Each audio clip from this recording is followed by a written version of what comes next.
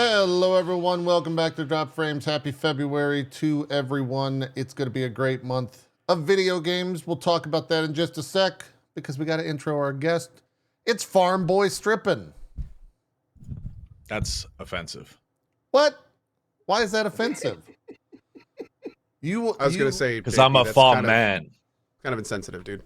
Farm man? Okay. Yeah. Also, you putting down us farmers. Am I right? Strippin, it's 2025. I'm okay? not We don't really do feeling pronouns are illegal here in America, so we can't do that. I'm not in America.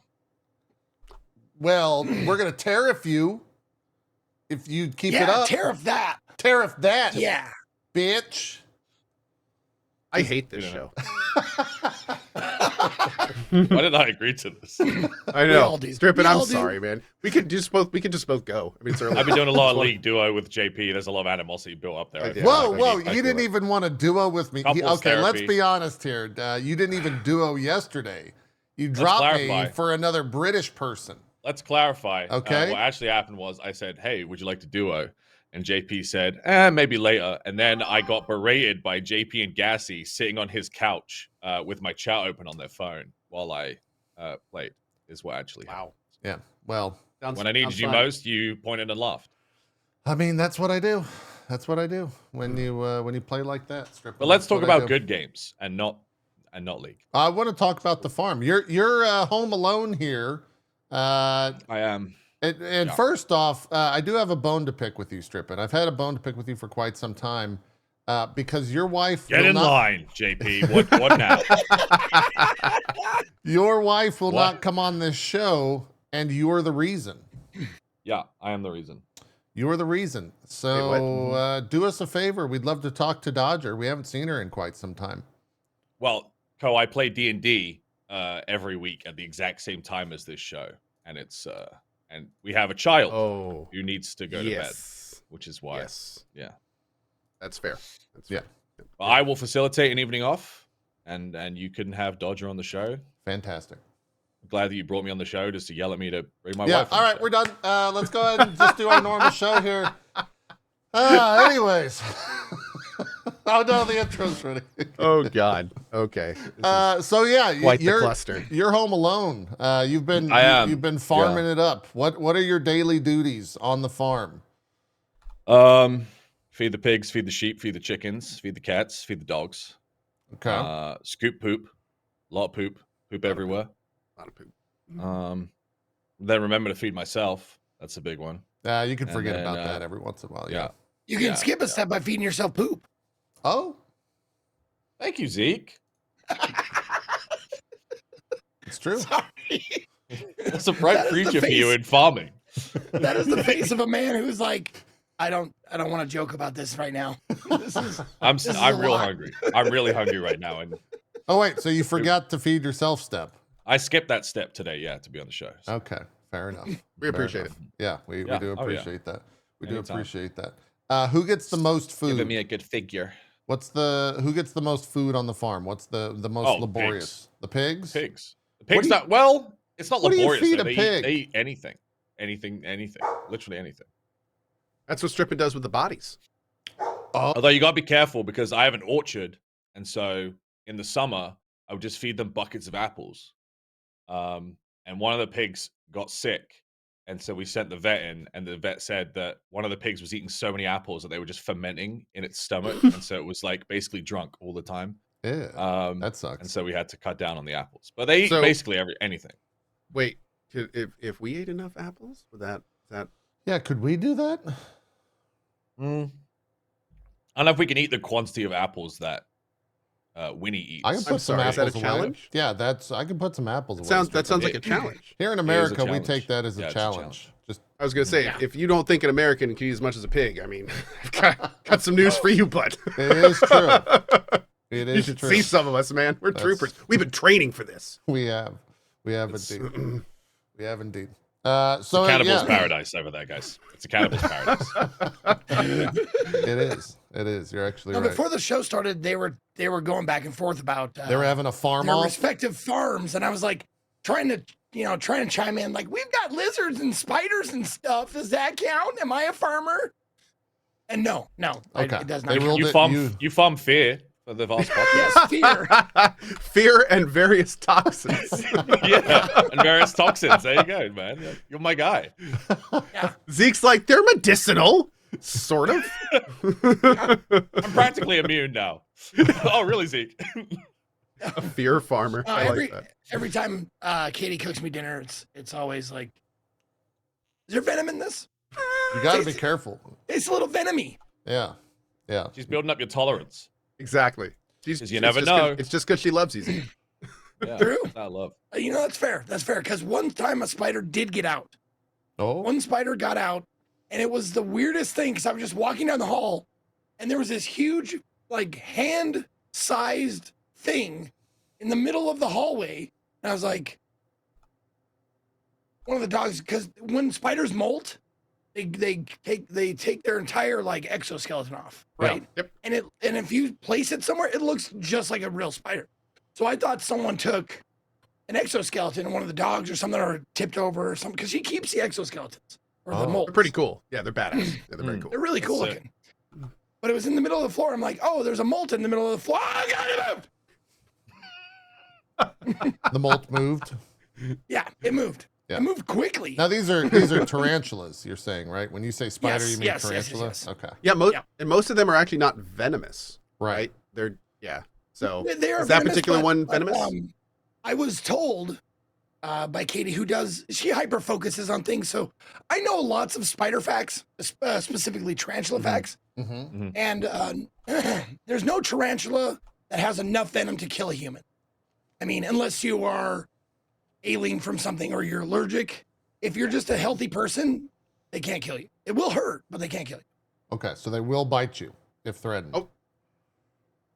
No, they'll run Only- away. like, only if they're backed into a How corner, did, basically, how did right? you, JP? How did you take that away from what he said? He didn't say anything like that at all. You just, So a tarantula. That's a really good point. He just like will kill interjected an you. entirely new thing. So, So you're saying So they all will glow jump in me the and they dark? will kick my Is that? ass. Yeah. they scream really loudly when they run at you. Is that right? Is that accurate? Okay. So spiders have their own No, form it's of exactly martial right. art that they employ on you. Is that accurate? that is Okay. accurate. You ever seen those like those fainting goats or those ones that like or the ones that Yeah. scream like humans? Spiders do that too. Yes. Yeah, that's right. Wait, Code, Yeah. your goat scream? What's up? Your goat scream? No, they don't. They just sleep a lot and eat anything.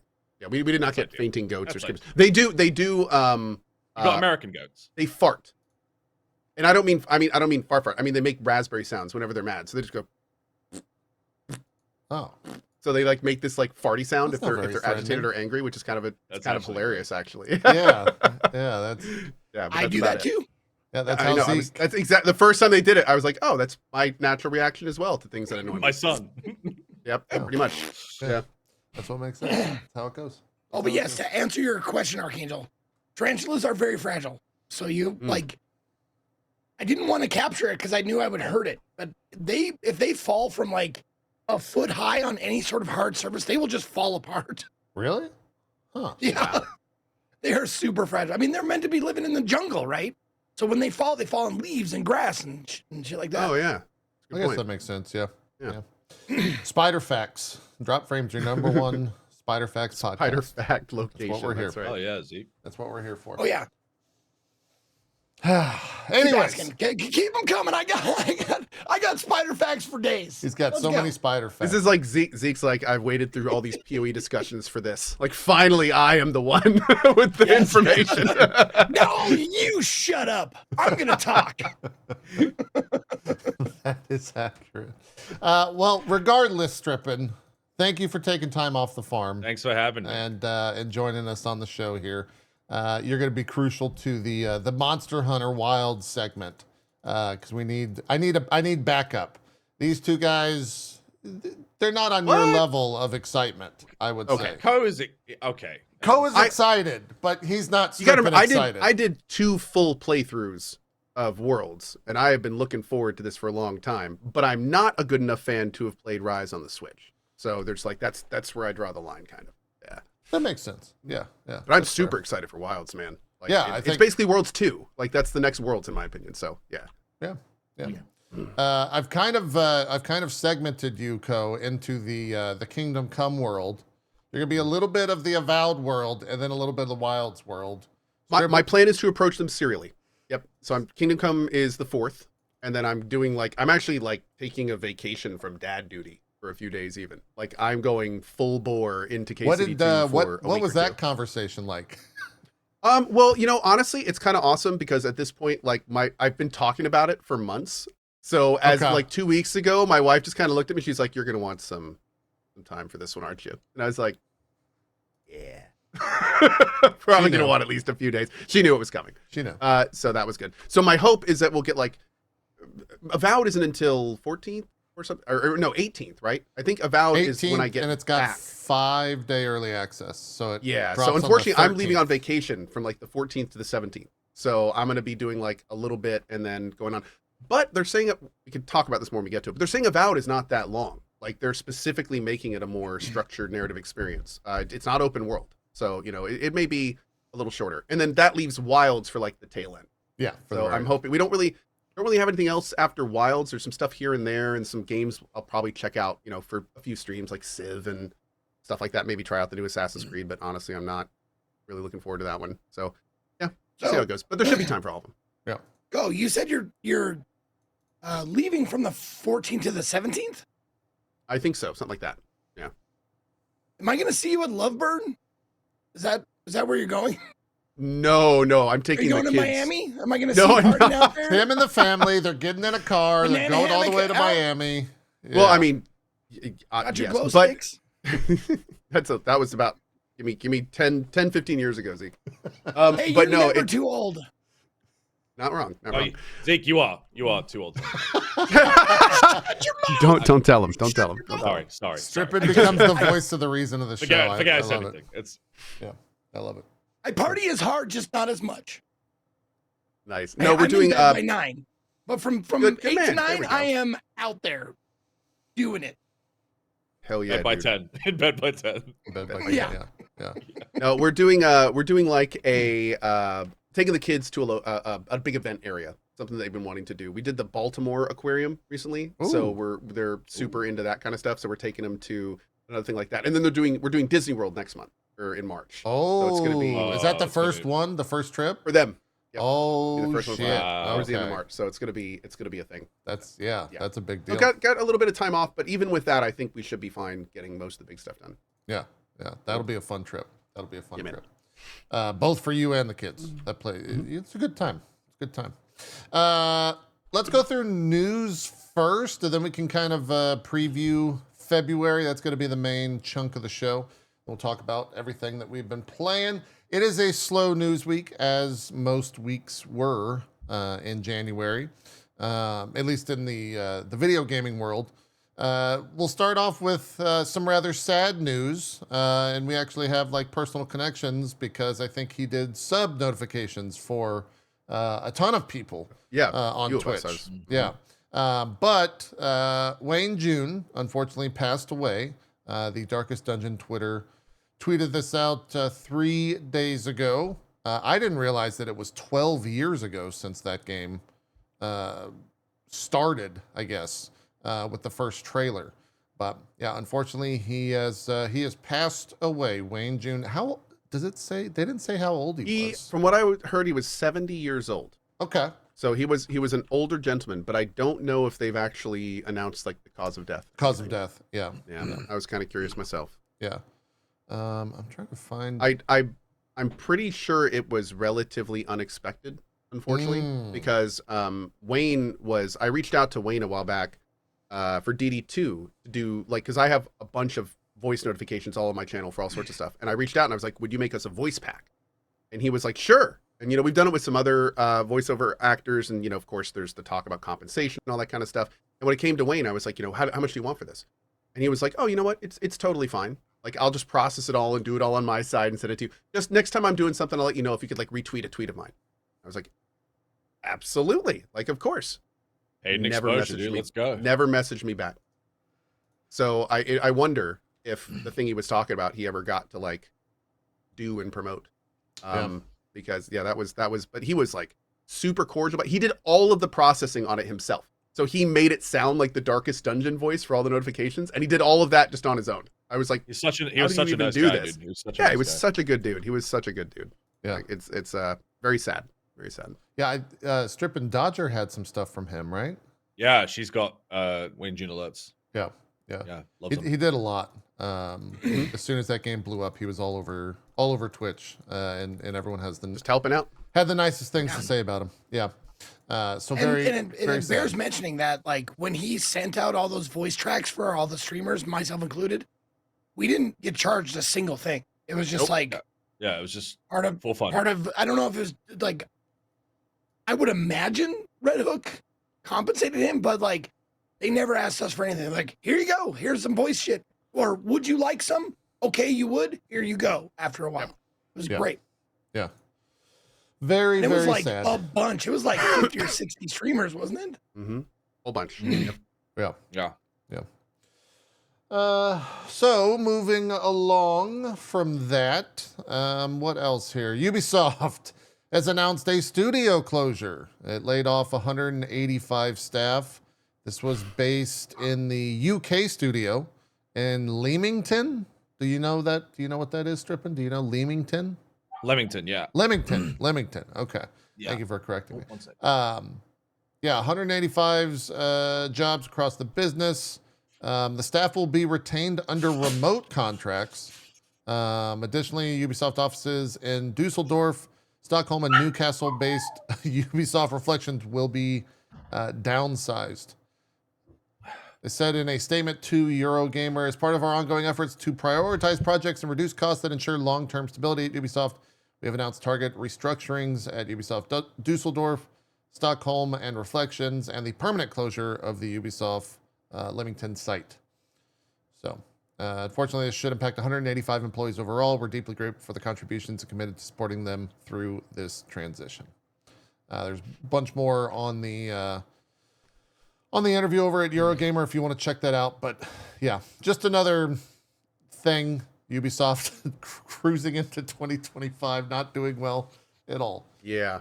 And dude, there's the latest controversy over AC Shadows. I don't know if you guys have heard about this, which is like, I have to admit, this one caught me off guard. So basically the latest of, what are we up to now? 30 or 40 different individual controversies of this new game. The latest one is apparently you can go to historical Japanese shrines in the game, and there are destructible components of them. So now they're yelling at them because they feel that they are dishonoring Japanese culture by allowing people to go and like destroy parts of these shrines. But what's hilarious I'm is hoping you're these about to same say people would probably be complaining if they made it so you couldn't. Yes, thank you. Thank you. So it's really like a damned if you do, damned if you don't. Because the part that's hilarious about this is they're like, oh my God, you can destroy the shrines, and that's so offensive. Yeah. That's right. You could destroy the shrines, but are you going to? You don't have to. Exactly. Like it's just They made the destructible conscious shit in a decision game. to destroy the shrine, and then they were like, look at this. You could have just not destroyed it, man. Like it was. It's like you walk down the street and shoot someone. It's like someone murdered this man. Yeah, Who would have exactly. done this? Like it's just it's so. But the point is, it's kind of like I don't know. I can't imagine, or I can't. There's been so many video games where that exact thing has happened and no one has said a word. Yeah. Like games where you can go into churches and destroy various stuff around them, and like Totally. that's totally normal. So it is pretty funny to see at this point. They will go after anything. They're desperate. Like They're about it. desperate. It's not that they're desperate. They're obsessed. The issue is that they're obsessed. Yeah. They have so many different like low-hanging fruits they can go after. And it's just wow. It's wow. Yeah. I'll tell you pretty this. wild. If it were me at Ubisoft, I would make that the only destroyable item. Like the only destroyable environment in the game. Well, would be those. here's Just where it to gets be a little Ow, bitches, Ubisoft. here is why they would never want to do that. Because they are already, and have been for months now, been backpedaling, trying to make people feel comfortable that they're not insulting stuff. So like they're treading a very fine line with the game in general, with just like what they're doing in it. And like it's kind of a similar situation to like Tash and Dragon Age, where it's like you got to do this right, or people are going to get real mad. And the problem is that it seems like more and more that they may not be doing it right, like not the best ways they could have. And like some of the kind of like reasoning they're using for stuff doesn't really jive, and it's not good. So that the whole reason I'm saying this, that controversy that just came up, as it seems kind of ridiculous, kind of feeds into the whole narrative that the game is attacked for right now. Like it's all the same angle. Yeah. So yeah, it's going to be real interesting to see what happens when this game releases. Yeah, that'll be a that game was delayed. It was originally supposed to launch this month, but it was delayed till March. And wasn't 20th? it delayed? Wasn't it delayed to the previous date as well? Isn't that the second delay, or was that the first? I believe this. I think it was supposed to launch originally in 2024. Yeah, that was the second delay. Yeah, then they delayed it to February, and now they delayed it again to March. Mm-hmm. Yeah, they're supposed to be out in October last year. So, yep. Oh yeah, Code. Speaking, which Assassin's Creed was it that you got the statue for? Is that? Oh, I want to say it was Origins. It was Origins. It was the big one, right? You got like the Odyssey. big statue. Yeah, the one that had it's like with the bow. Yeah, and everything. Yeah. I think I got 2 of them. Okay. So honestly, the statues were fantastic. They put out they were great. They put out the statue for Shadows. It's a giant samurai helmet that Yasuke wears in game. I think it's like 400 or 500 or something like that. Honestly, at this point, I wouldn't want any more AC stuff in my collectors. Yeah. Well, those 2 are fine. You know, those games were fine, but like kind of done. Yeah. So yeah, Ubisoft, 185 staff laid off. We'll see what happens with Shadow. I'm sure that won't be the last controversy between now and launch for that game. In about they keep delaying it. days. Just more time for controversy. Just put the game out, guys. Yeah. Yeah. Oh my lord. What else do we got?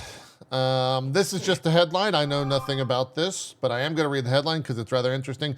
Japanese developers on Steam cannot receive revenue from adult games due to Japanese banks blocking the transfers. How is this a new thing, though? Wait, not only how is it a new thing, how is that legal in any way? Like, what is the basis for that? I guess it's quote been revealed this week. So, politician. Dude, I know adult content creators have trouble with banks and stuff. Yeah, for sure. Yeah. Oh, they are allowed to deny you because they're not like a government thing. It's not like that. They're a private business and they can refuse service. Does Japan have like ultra hardcore rules on ultra hardcore? Like, is there a sex related thing that could be going on here? That I don't know. I'm reading on through the article. It is apparently a comprehensive decision based on laws. Oh, wait a second. The games are censored under Japanese law. Oh, can you not? So are they not giving them money for games that they couldn't legally be selling in Japan? That's what it sounds like. Because that could be a thing. Yeah, it says I can kind of see banks not wanting to deal with that. That could get the bank in trouble. Like I don't even know. I guess it's kind of like being an arms dealer and then trying to like use the bank. Huh. And they're like, So, this website's reporting, it says, in a hearing with the FSA reported on by GameSpark, the banks gave a vague answer saying that it's not only because the games are intended for adults, rather it is apparently a comprehensive decision based on laws such as the Act on Prevention of Transfer of Criminal Proceeds and the Foreign Exchange and Foreign Trade Act. yeah. And then there is a Japanese politician that's arguing that if these are legal disclosed transactions, then they should be granted. He's currently working with the FSA and the METI to try and find a solution to this issue. So they're just treating it like drug money. Yeah. Like, no. It seems that Japanese banks are now becoming a problem for Japanese creators too, considering that Japan is positioning anime and video games as its core industries for economic growth. This move by Japanese banks seems counterintuitive. It'll be interesting to see how this situation is dealt with. So, seems like an ongoing thing that they're going to try and remedy. The politician Taro Yamada is the one that brought attention to this issue on his X account and in a YouTube broadcast, which is in Japanese. So they're at least looking at it, but I'm shocked that hasn't been a thing before now. maybe it just hasn't like been talked about in great detail. What else is there? Forza 5 is coming to PlayStation 5 in spring 2025. A lot of fives. I think that's the first big Xbox exclusive that'll be making its way to PlayStation. So that got some news about it. We can talk a little bit about No Man's Sky, I suppose. They had a big update. The Worlds Part 2 update came out this past week. Ko, I know you've been jumping back in. I've seen a bunch of other creators as well jumping back in. You started a new playthrough, right? Yes, I did. I started from the very beginning. How is that going? The game is freaking wonderful. It's like I played it relatively, not fully, but I got pretty far through it. Got like a living ship and stuff when I played it a few years ago. Okay. And I was kind of waffling on if I was going to play the Worlds 2 update because there was a lot of stuff in it, but not a huge amount of content stuff. Just like brand new worlds, new graphics, things like that. There was some new QOL stuff that really interested me, but not generally enough for me to do like a whole new playthrough. But I said, you know what? It's been a couple years. So let me just start one and see if there's enough new stuff, keep me interested. Killing some time before K-City 2. Great time to check it out, right? Well, that's now turned into like a 12 to 15 hour adventure. I now have like 7 different things I'm working on. We're working on getting a new Sentinel ship now. There are so many new things in this game since I played just a few years ago. On the 3rd or 4th planet I ran into, I almost got eaten by a sandworm, like an actual Shai Halud. That was fun. Huh. You can build your ships now. You don't just have to find them. You can actually find ships, break them into pieces, and then build new ships. There's cool. Fishing. There's an entire fishing thing. They've added a ton new QOL. Like I said, there's a whole Sentinel questline. There's a pirate questline I never did. There's a new expedition out. There is a huge amount of stuff in this game, and a lot that I had not done before and still haven't done. I'm going to be working on it over the next few days. But yeah, it is. I put up a tweet about this. It is arguably at this point like the best time to start playing this game. And that's because Worlds 2 was kind of a bookend on some of the tech and everything that we're going to be seeing from Light No Fire, which is the game that they're kind of really working on soon.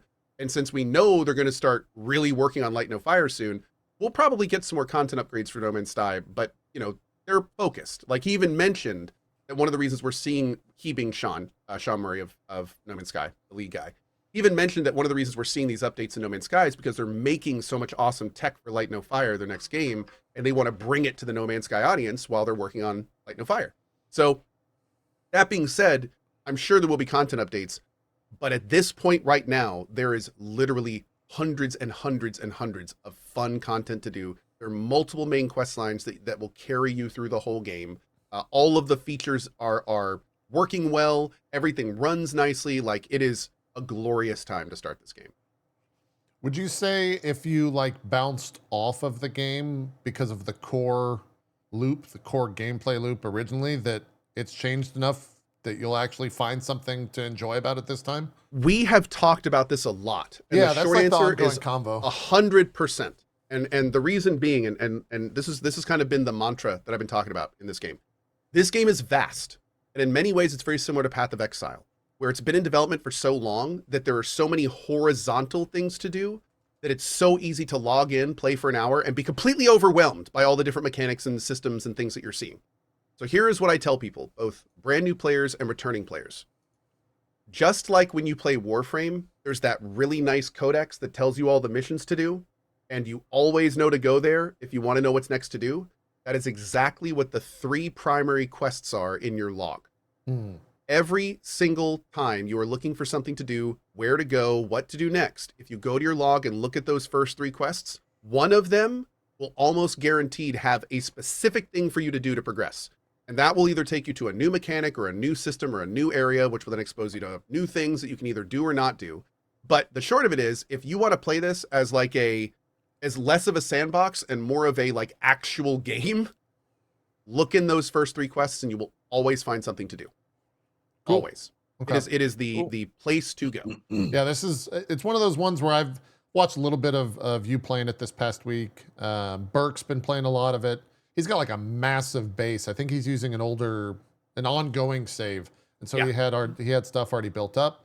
And they've got drops. And I think that the new expedition is launching this coming week. What is the I next? think it's coming. I have not done it. What is an expedition? What does that mean within the in the game? What does that mean? So this is super cool. So expeditions were kind of Hello Games' answer to people that wanted a more story-focused experience in the game. They're basically like small, contained scenarios. Oh. And by finishing them, then you will get items and currency and stuff that you can spend on your main character. You used to be able to have like start a new game and do all sorts of stuff, but now you don't even need to do that. You can just like jump in. They're like 5 hours worth of content in some cases. Okay. And then when you're done, you get all sorts of rewards for your base character. Got it. Okay. Watching you mind that Yeah, node kind of there like just seasons in hypnotized RPG. me. I nearly blacked out. I wasn't looking. I'm glad you said it, Strippin, because I was like, that looks satisfying. Dude, that's what I was thinking. Oh, you're talking about the red thing. Yeah, he's talking about the Yeah, red you thing, were like yeah. mining So, yeah, it, and I was like, oh. We were all Dude, the mining in this transfixed. game is so satisfying. It's basically it's very similar to like Minecraft, except your blocks are micro. So it's like you use like actual orbs and to pick. You can have like very small, medium, or large. You can clear one of those things out in like 5 seconds, or you can drop it down to super tiny to get more of a resource, and then spend like 10 minutes meticulously clearing out the whole thing. That's kind of cool. And getting tons of resources. It's a very cool system. Is that is there still progression in terms of your tools and everything? Oh, completely. There's not only progressions in terms of the tools. Now you can have multiple tools. Tools have different things that they're good at, and you can now like grow them all out and edit them. There's supercharged slots now. So you can get like certain ones with supercharged slots, which will then like connect and have different effects on the things that you add to them. There's now alien and experimental mods that you can get, wow. and there's illegal mods that you can get as well that kind of function in different ways too. Yeah, there's a lot. The inventory, I saw something in the video they pitched where there was some inventory improvements. Like what have they Sorting. done? They added sorting. Like they Oh, actually put shit. inventory sorting in, which is fantastic. So now, anytime you open the inventory, there's different buttons on the left which will actually sort your inventory. Oh, wow. We confirmed today there's a weird bug with transferring to storage stuff, but they have improved that as well. So there is a lot more QOL for that stuff. Yeah. That's good to hear. Yeah, the inventory was always one of my biggest complaints about it. So I might jump back into this before. It's worth it, man. I guess before Avowed. Yeah. It looks like it's a pretty good. If time. you're not playing KCD2 or don't plan to, I don't plan like, to. yeah. So I would say it's a great time to jump in for the next couple of weeks. The viewership on it is fantastic because of the drops program, and also just the community, dude. Like It's got a really over the good last one. over the last half year, I have played some games where the chat has not been great. Oh, really? Yeah, I know. This game is the actual opposite. Like streaming this game is a freaking joy because everyone that is watching this game, loves the devs, loves the situation, is interested in getting back in or playing it. Like That's awesome. it's literally a hurricane of positivity, and it's wonderful to be in the middle of as a streamer. Fantastic. It's a great time for this game for sure. I'm gonna have to check it out. Oh man, what did you build this ship? Why do you have this ship? Because I don't like how it looks, but there's probably something crazy knowing you that why you have this ship. Okay, this ship was a Twitch drop that Oh, apparently okay. I got a long time ago, and it's really nice. And for the next 2 days, by the way, they're doing a Twitch drop for an A-class Explorer. So definitely, like, Just if you're another interested in ship. playing No Man's Sky, like, be watching some No Man's Sky streamers because all you have to do is basically watch them for a while and then go to the anomaly, and there's a vendor right to the right, and you go talk to him, and one of his options is Twitch drops.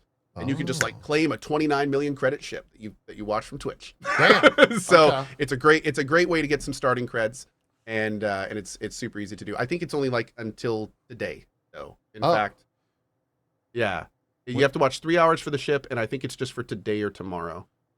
But they've been doing new drops each day, every day. so they may actually have another couple days. I have to look. They're doing a huge drops promotion. 3 hours for the next 6 hours. Oh, I might have to stream this after the show then. Yeah. or load Dude, it. we could do this instead of League, and it'd be so much healthier for relationships. Oh my god.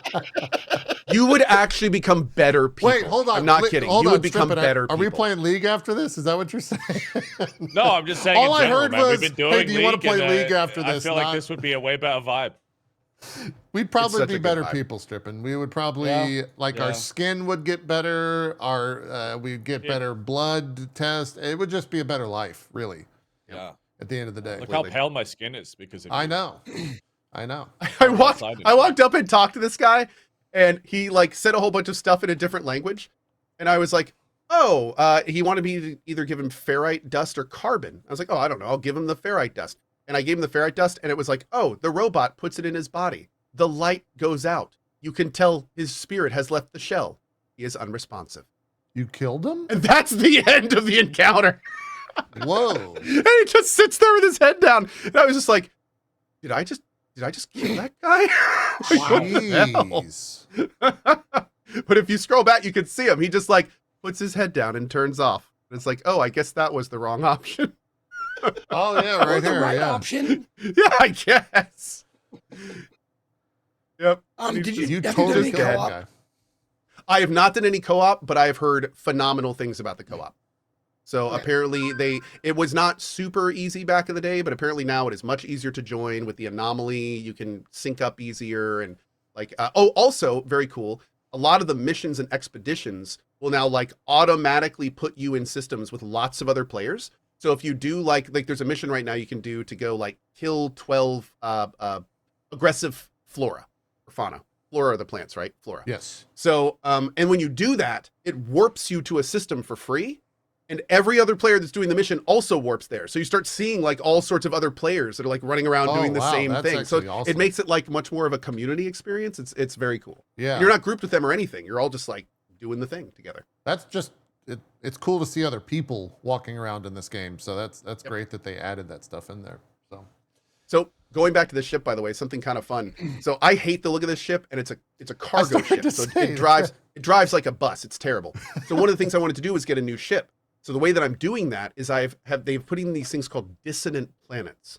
And if you go to them, there's sentinels that have been corrupted, and you have to find these giant drills and kill them for various pieces of this echolocator. And then when you get that, you have to go to a different system to find a crash site, and you can get a sentinel ship, which is like these new badass looking ships with like giant like red lines across they're super badass.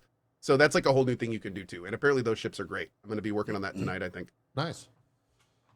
Well, you've sold me on it. I'll probably be checking this out here pretty soon. Yeah. Awesome. Seems like And dude, if you've not played since the living ships, I don't those even are know crazy. what those. I know you that can grow a ship, and it has like all of its own stuff, and it's like this long involved quest line that goes over the course of days, and they look completely different from anything else you can get. Like that was a super cool thing to do too. Awesome. Okay. Sounds like a great time to jump in. Yeah, It does. With It No looks Man's fun. Sky. It's I'll just say it's the best time. It's the best time you could jump in. Yeah. So It seems it. just selfishly, I have to know, is there a like overarching goal? Like Yes. RimWorld has an overarching goal, even though you don't have to do it. You know what I'm saying? So the way that No Man's Sky works is over the years, they have added, fleshed out, and completed multiple main quest lines. So if you remember back in the day, you remember the Manverse game stuff, Zeke, from way back when? That was the first main quest, and it was to get to the center of the universe. Well, and you can still do that. You can absolutely still do that's still in the game. That is a main quest you can do. Then they added in the stuff with the Atlas, and that explores this whole other side of the game, but it has a culmination as well. Then they added in other stuff. So basically what you've got at this point is there's almost multiple main quests. When I was talking earlier about when you always need something to do, you go to those 3 top primary quests. Those are essentially 3 different main quests that you follow, and they all have a finality that you can do. You can do all of them too. Okay. So it's like but if you ever want that backbone, if you ever want less sandbox and more traditional RPG beginning to end experience, you just focus on those top 3 quests, and it will carry you through all sorts of interesting, fun things to do. You gonna check it out? You're selling me on it, dude. I don't know if And you're then- getting paid for this, but No. And then on top of that, there's the expeditions. And every expedition is its own contained story. So if you want to play No Man's Sky for 3 to 5 hours and have a fully self-contained, you're starting as a new character, you are getting a whole story experience, and then at the end, you get a bunch of shit transferred to your actual main character. You can do that as well. Now, I do think that they limit the expeditions, so you can only do certain expeditions at certain times, so it's not like you could just do all of them. But they do come back, I believe. And chat will have to help me out here because I don't know exactly how this works. But I think every so often they bring back old expeditions and you can do them again and stuff. So Okay. This guy's influencing me. Yeah, no, I think we're all being influenced to play No Yeah. Man's We're being Sky. influenced right now. Yeah. Dude, happens. I love games that this game is one of the biggest success stories in gaming. Like the better it does, I I'd feel agree like the with that. better all of us do. Like it's just, it's just awesome. Yeah. And no, for the record, I've never done any. I don't think anyone. I don't think has they've there ever done a been sponsored stuff. stream. Yeah, I don't think there's never been referral links. There's never been. They just do drops every time. And drops are just anyone who streams it. Yeah. So it's That's exactly right. It's not specific. Did Sean stop interviews after all of that BS? Like, has he been? I wonder if he's open. Sean is super active on Twitter. Yeah, and he has absolutely had some very, like, candid tweets about stuff that's happened over the years that have been cool. But I think he did some Light No Fire stuff. Okay, I think they're starting to really lean into Light No Fire. Yeah, So he'd be awesome to talk to because I mean that he's what a ride. That is. Oh, here we go. By the way, thank you. Optional Super Boss. Expeditions are limited time events, usually a few months when they first drop. At the end of the year, they repeat all the expeditions from the year on a 2-week cycle. Oh, so if you miss it, you can still get it. Cool. Very cool. Cool. Yeah. And real quick, how many expeditions are there total now? I know there's like more than a few. Yeah, that'll be something to look at. Yeah, cool stuff. Cool. Eventually, dude, they keep this up in like 20 years. It's just going to be a year of expeditions. Just like a whole. Guys, we're sorry. We don't actually have any room for any more. Oh, there's Just 16. permanent. Yeah, there's a lot. Well, the okay. game's been out a while, right? So that makes sense. If they put what 2 to 4 out a year, like. So wait, when did they Dude, start doing the one per 2 week? 2018. Yeah. So the first 4 months of every year is just the. Yeah, I was gonna previous say, do they start in April? Like, and then every 2 weeks there's a new one? Like, that's so many. Oh my lord. Yeah, a lot of content without question. How cool. It was moving stories. Oh, they only do that years repeated at the end of the year. Oh, okay. Oh, So wait, okay. so how do you play the others? So there's an expedition right now, and they're going to do this for a couple months, and at the end of the year redo it. How do you do the other 15 expeditions? Might not be able to. Are they just Do gone? you just gone? not? That's interesting.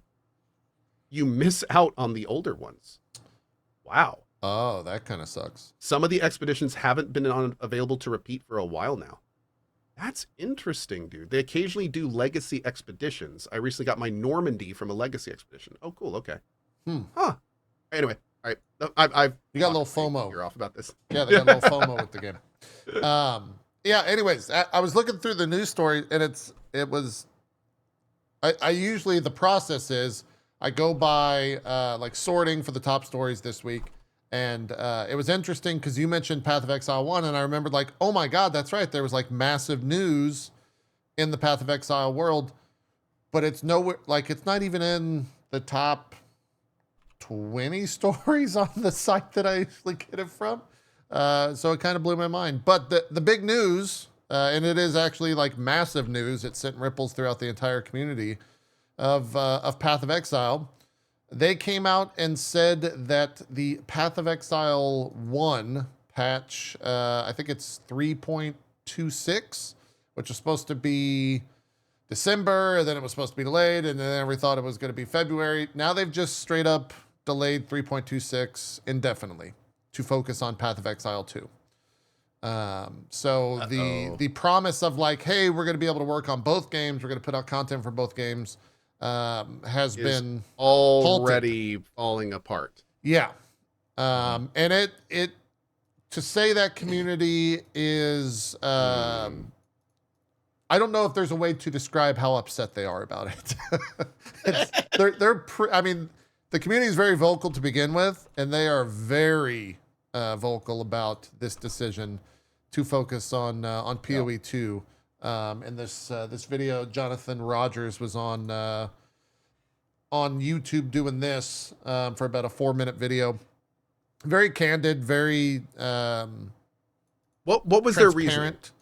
Yeah, when you say candid and transparent, is he basically, and I haven't seen this video yet, is he basically saying like, hey, we realize that we're just not giving you what we said and we're sorry anyway? Yeah. Like how yeah. That's pretty much. I'm looking at the different quotes here. He says, after Christmas, we really had to admit something to ourselves. Most of the work on PoE 1 is going to be paused because the team needs to fix the most severe deficiencies that PoE 2 has before we could take our eyes off of it. Okay. So they're focusing on PoE 2 because the problems are super apparent and they don't want to like go and create new things for PoE 1 when the problems are staring them in the face for PoE 2. That's fair.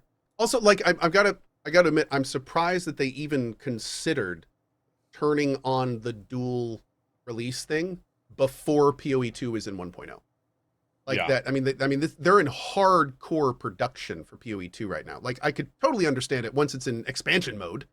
Like, you know, like that's a lot easier. You're only adding extra stuff, but they haven't even finished the core game yet. So it kind of makes sense. I think the problem the community has, and JB can correct me if I'm wrong, but like it's that they told everyone it was fine for like 6 months and new content was coming. And then like 2 weeks before the new content was supposed to drop, they did this message. So people like, if you'd have told us months ago, it would have been fine. But you kind of led us on. Yeah, they got led on a little bit. Yeah, that's exactly right. That's kind of the main thread that I've seen most people be upset about is like they kind of knew they didn't have the decision made, but when PoE 2 shipped and after the delay, they kind of had like a feeling that this was going to be the case. And they waited till kind of almost the last minute, right before people were expecting 3.26 to come out here in February, to be like, yeah, we're going to halt PoE 1. Yeah. So that actually makes a lot of sense. Especially, I mean, there's a lot of people that have played PoE 2 and decided they like PoE 1 more. So then to have the company that swore to you your game would not be affected, immediately get affected, like, you know, that's a valid reason to be upset. Yeah, like, that's valid. Yeah.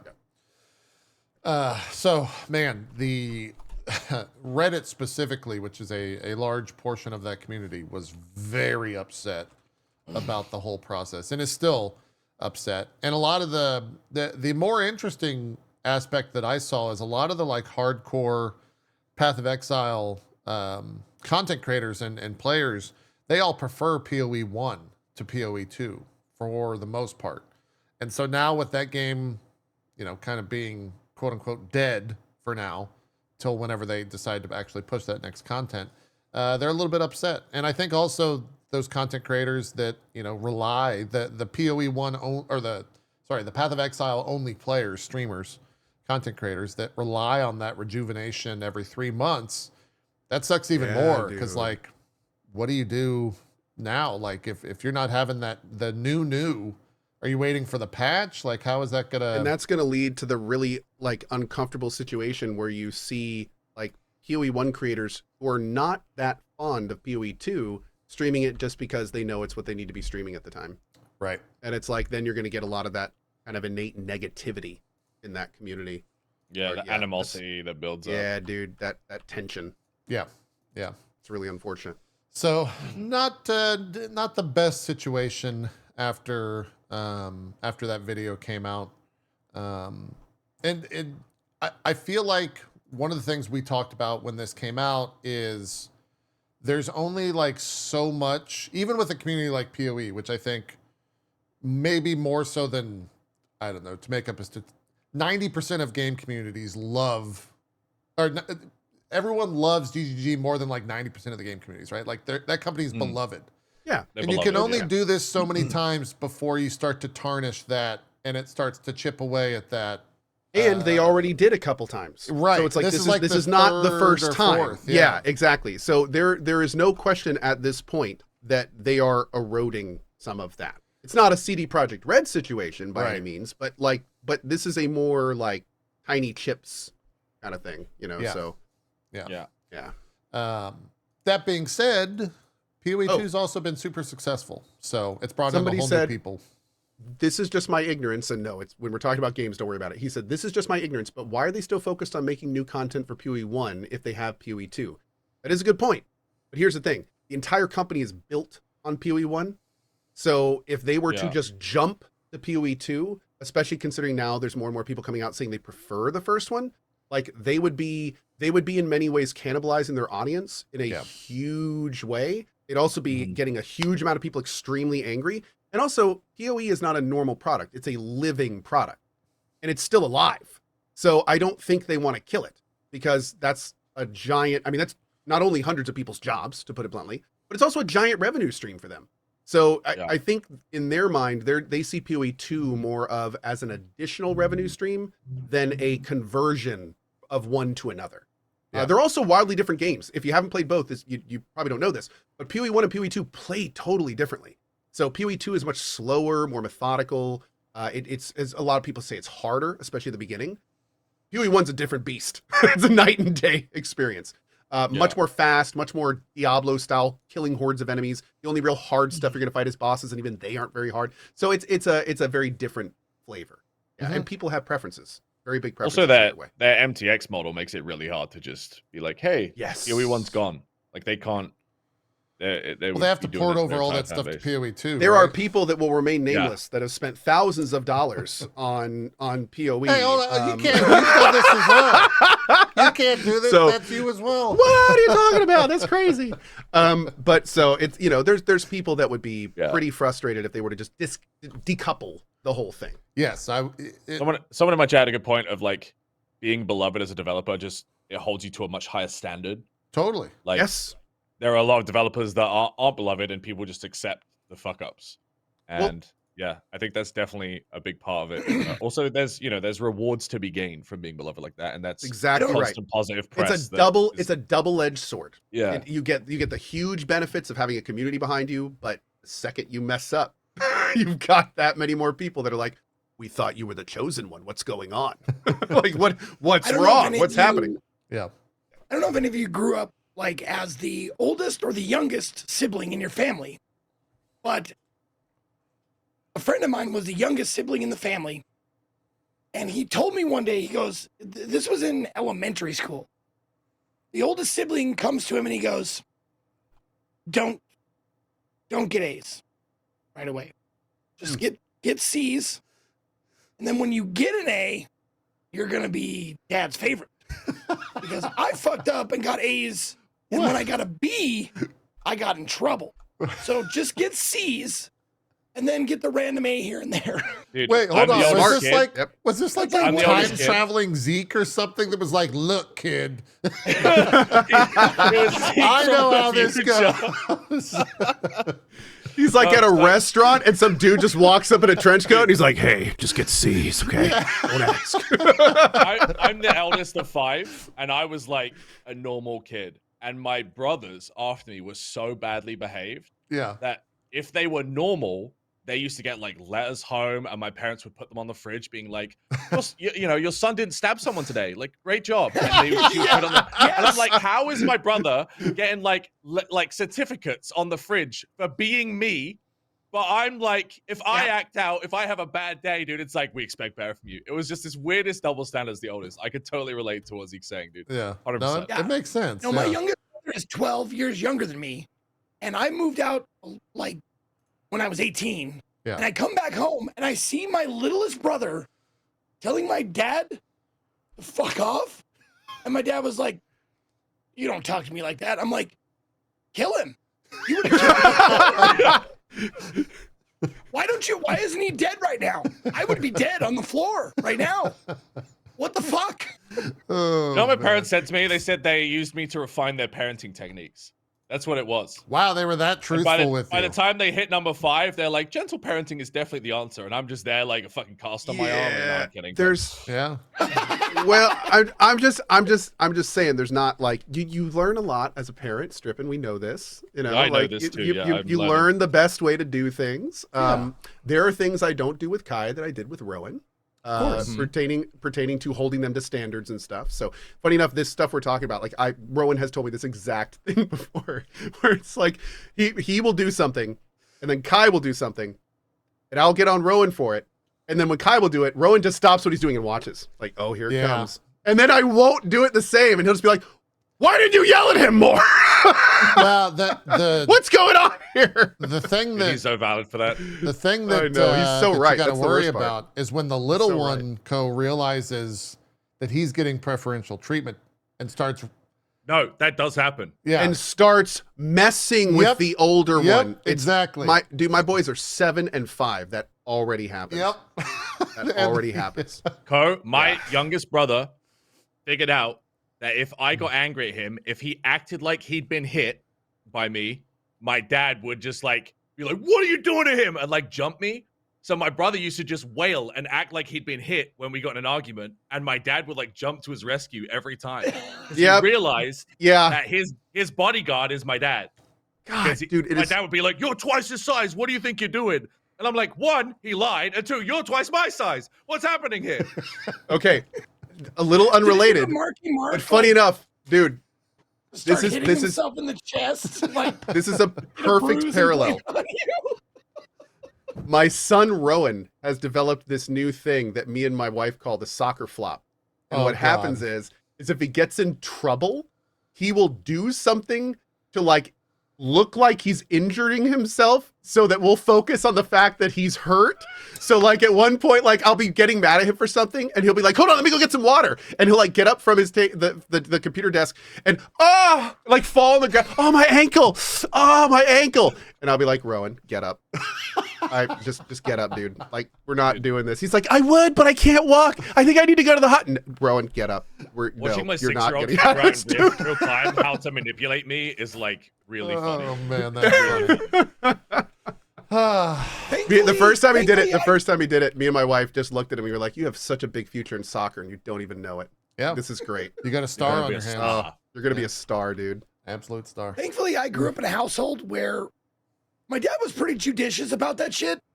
My brother would cry, and my dad would come down, and he'd go, "I heard what you were saying and doing down here.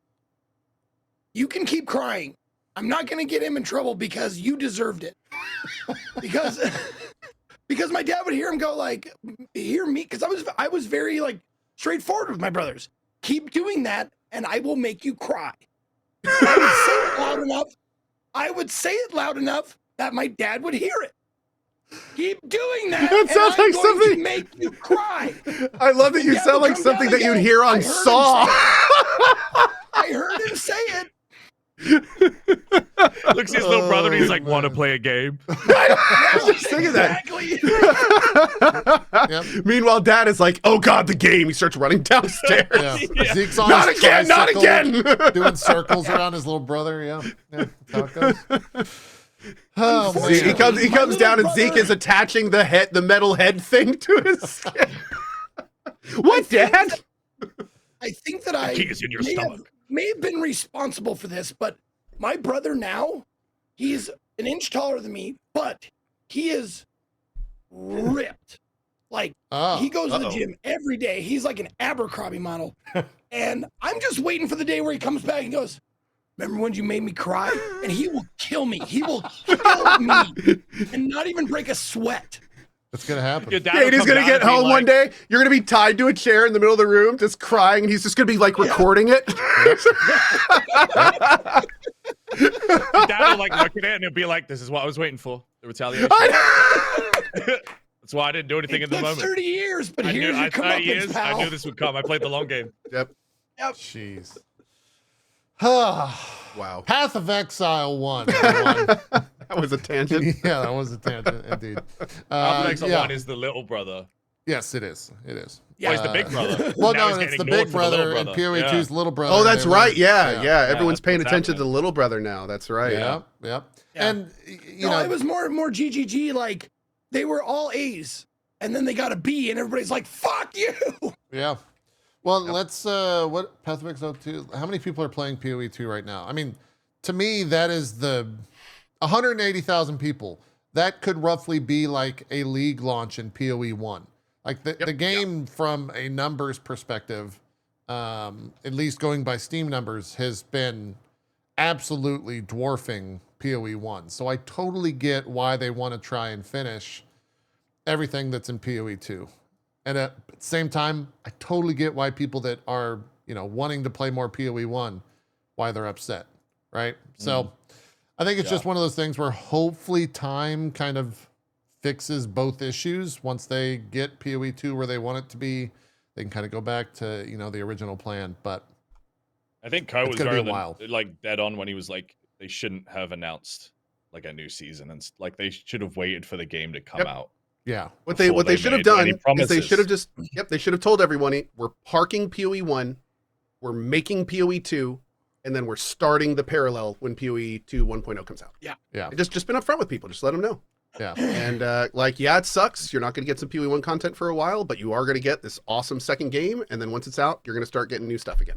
So Yeah. like just too ambitious. Yeah, they got to rip the Band-Aid off for sure. they're not only too ambitious, no one's really done what they're doing before, especially with a team of their size. Like this, the only time we see stuff like this is from like the Hoyoverse, but they're like thousands and thousands of people. Like it's not the same. So they bit off a lot with this for sure. They did, especially with how fast they're working on PoE 2. Like they're doing a lot of good updates to it. Mm-hmm. I gotta say, selfishly, I'm very much like, yes, halt PoE 1. I bounced off of that one. I liked PoE 2 though. Well, no, Keep making that one. Yes, forget PoE 1. Give me PoE 2 because I like it. The numbers game, PoE 2 is like more popular of a product. So they're probably like, we could probably make more money if we get PoE 2 situated. I wonder if we're ever going to get access to the metrics of just how much of an impact that PoE 2 has versus 1. Is it the kind of thing where they're going to see like a 20% drop in stuff for PoE 1 or like a 90% drop? Like, is everyone just going to move over to 2, or are they still going to have players playing? I mean in terms of people buying things through them. So like because it's going to be a big deal. For instance, if PoE 2 hits 1.0 and then 80% of the company's purchases then start coming through PoE 2. Like at that point, how could you justify they work spending in both. so many resources? Well, right now there's only 13,000 people playing Path of Exile 1 right now. Yeah. As opposed to 180 of 2. Wow. Yeah. That's how big it is. As opposed to 108,000. Tell me this. Are they going to be doing different packs, or are support packs always going to be the same for both games? I think it's always going to be 1-to-1. The idea is so you'll that always going to be one buying for both. Yes. The original idea is that you're always going to be buying for both, and it'll be so 1-to-1. even that though. Like I wonder if, because they'll be tracking like which client they make the purchases through. Totally. So I wonder if they do see a giant skewing towards PoE 2, like if they'll keep doing the development of PoE 1 they're planning. Yeah, I mean, I have no idea internally because I don't have access. I don't have any insider information. I would think that's already happening, Co. Like, yeah, I think every time they put something from PoE 1, like whether they do a stash tab sale in PoE 2 or something, it probably makes like absurd amounts of money just because of how many people are playing. Also, somebody in chat said, guys, I expected better from you comparing a super stale game with no updates for the longest time to the big no PoE 2 release date. You're talking about PoE 1? Because it's not, that game has undergone so many patches, changes, and league updates. It's not like, that's a living game. I think he's saying that it hasn't been updated in 7 months, where PoE 2's been 2 months of a new game. So, right, but our conversation is about why they're focusing on PoE 2, and it's because that's where the revenue is. That's where but the comparison, I mean, you can't, like, PoE is a living product. It's not a stale it's a live game. service. Yeah, so it's like you can't. That's not the same thing. Yeah. Anyway. Yeah, that's a thing. People are upset, and I like we've already stated multiple times. I see both sides of all of it. It's they had to make a decision. The decision they made. Hopefully, it's the right one, and hopefully, it doesn't tarnish too much of their reputation moving forward, so that time heals most wounds. Yeah. Or makes them worse in the case of video games.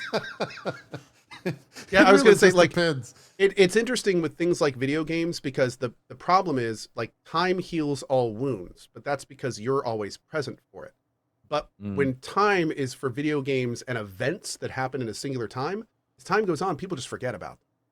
They fade into obscurity. So it's like, it's almost, it doesn't matter if they like heal because no one's talking or remembering them. So it's kind of like, they have to, interestingly enough, they have to stay relevant while allowing time to go by to repair. So it's like, it's almost like you can't be neutral. You have to be giving Yeah. good, constant, positive news, over time. So that other stuff fades away. You got to be CDPR.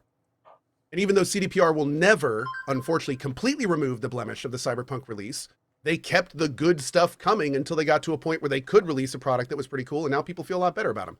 Yep. Not everyone. Don't worry. I'm not saying you have to like CDPR, chat, before you explode. But it was definitely a palpable difference these days than the release. So Yeah. So that's where GGG is and Path of Exile is at the moment.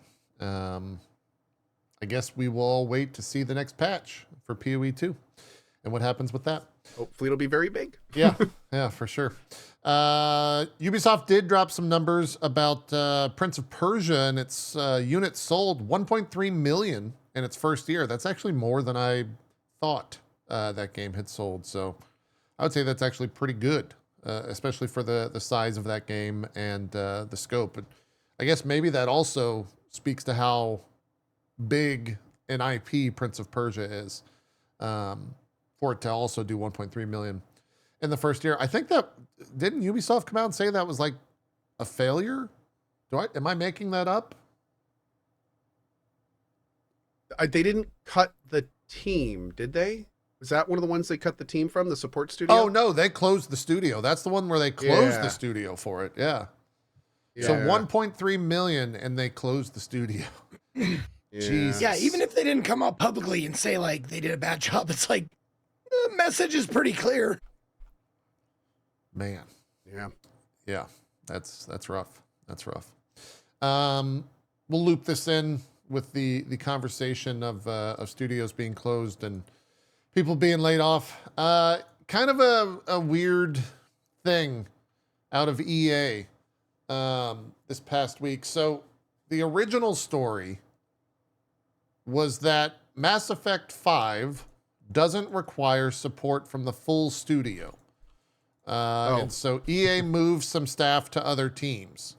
But then the next day, it was revealed that those people had been laid off to put full focus, after BioWare put full focus on Mass Effect. The Dragon Age developers had been laid off. That was real low. Yeah, so they kind of just fucking lied. I think I read something today that they only have 100 staff on development of Mass Effect 5. Yeah, just a shitty look from EA to be like, oh no, we're moving people. And the worst part is the original message made you think, oh, for once EA isn't being horribly shitty. Yeah. Like, oh look, they're making a point to mention they're not being shitty.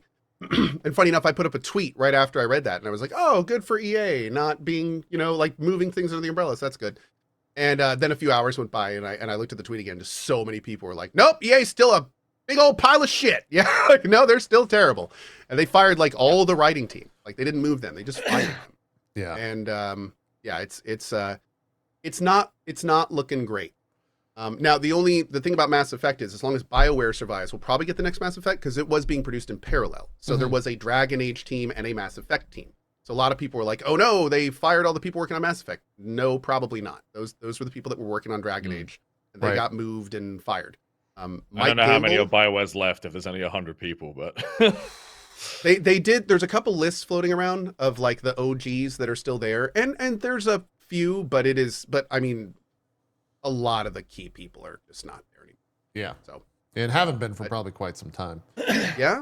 But I mean, Mike Gamble is still, piloting the ship, and he's still publicly optimistic. So I'm still cautiously optimistic.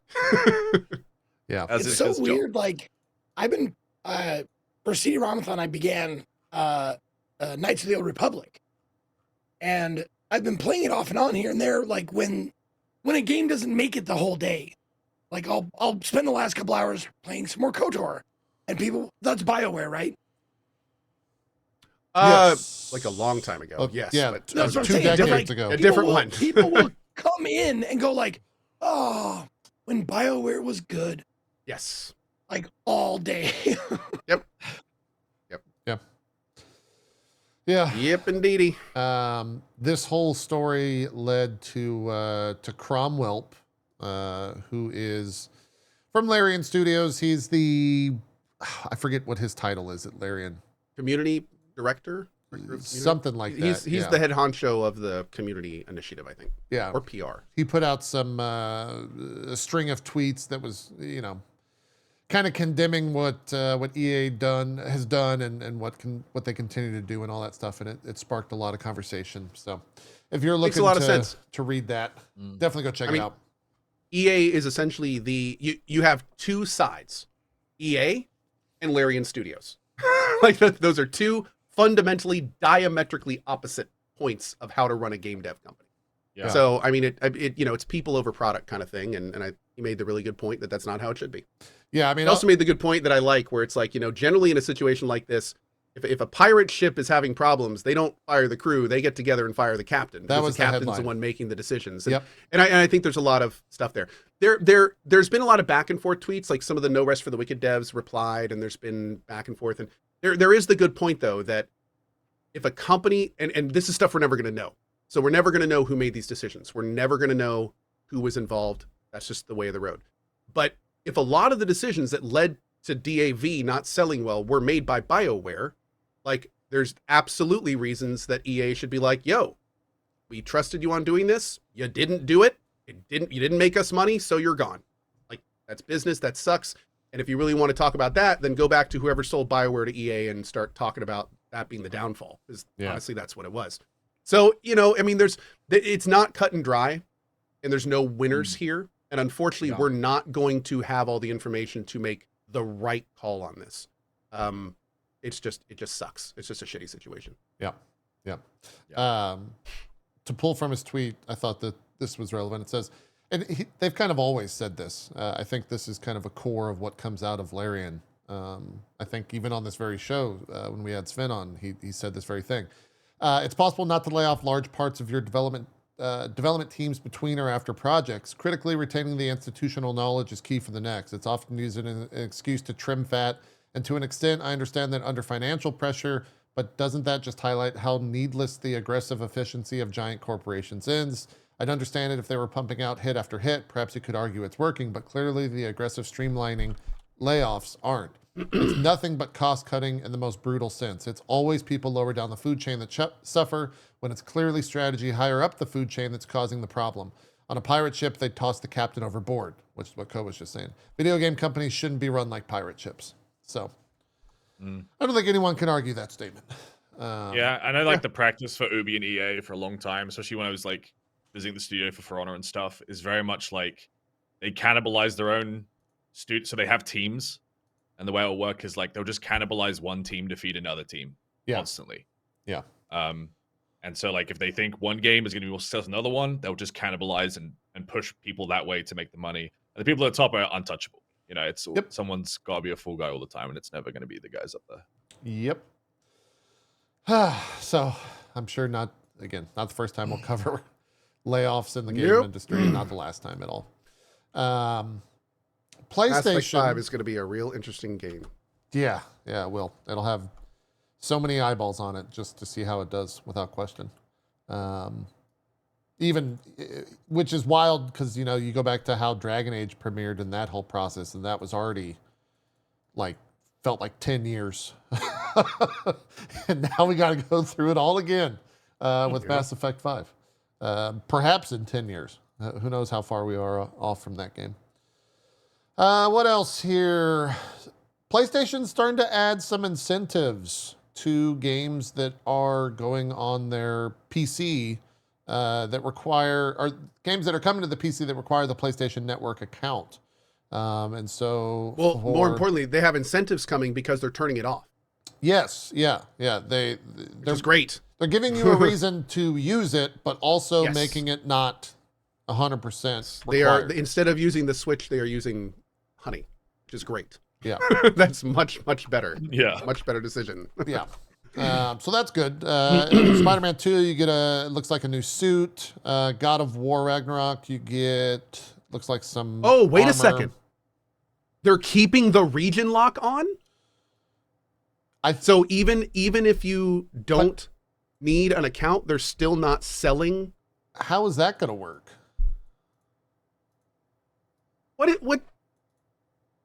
What? They didn't say that in the What's the PlayStation point? blog. Yeah. That's what? This was From what I understood, the whole point of the region lock was because they couldn't get PSN in those countries. So if you're not going to need PSN, like, what's That was the whole region point. lock? Yeah, that was the whole point. So how weird. Maybe okay, real talk though, real talk. This just got announced. It may not be as easy as we're thinking to just turn on purchasing in all the companies. Like maybe they're going to do that, and did they talk about that at all in the press release? I'm scanning through all the different paragraphs. An account for the PlayStation Network will become optional for these titles on PC. Players who still opt to sign into PlayStation Network account will enjoy added benefits like trophies and friend management. I don't think they went into that at all.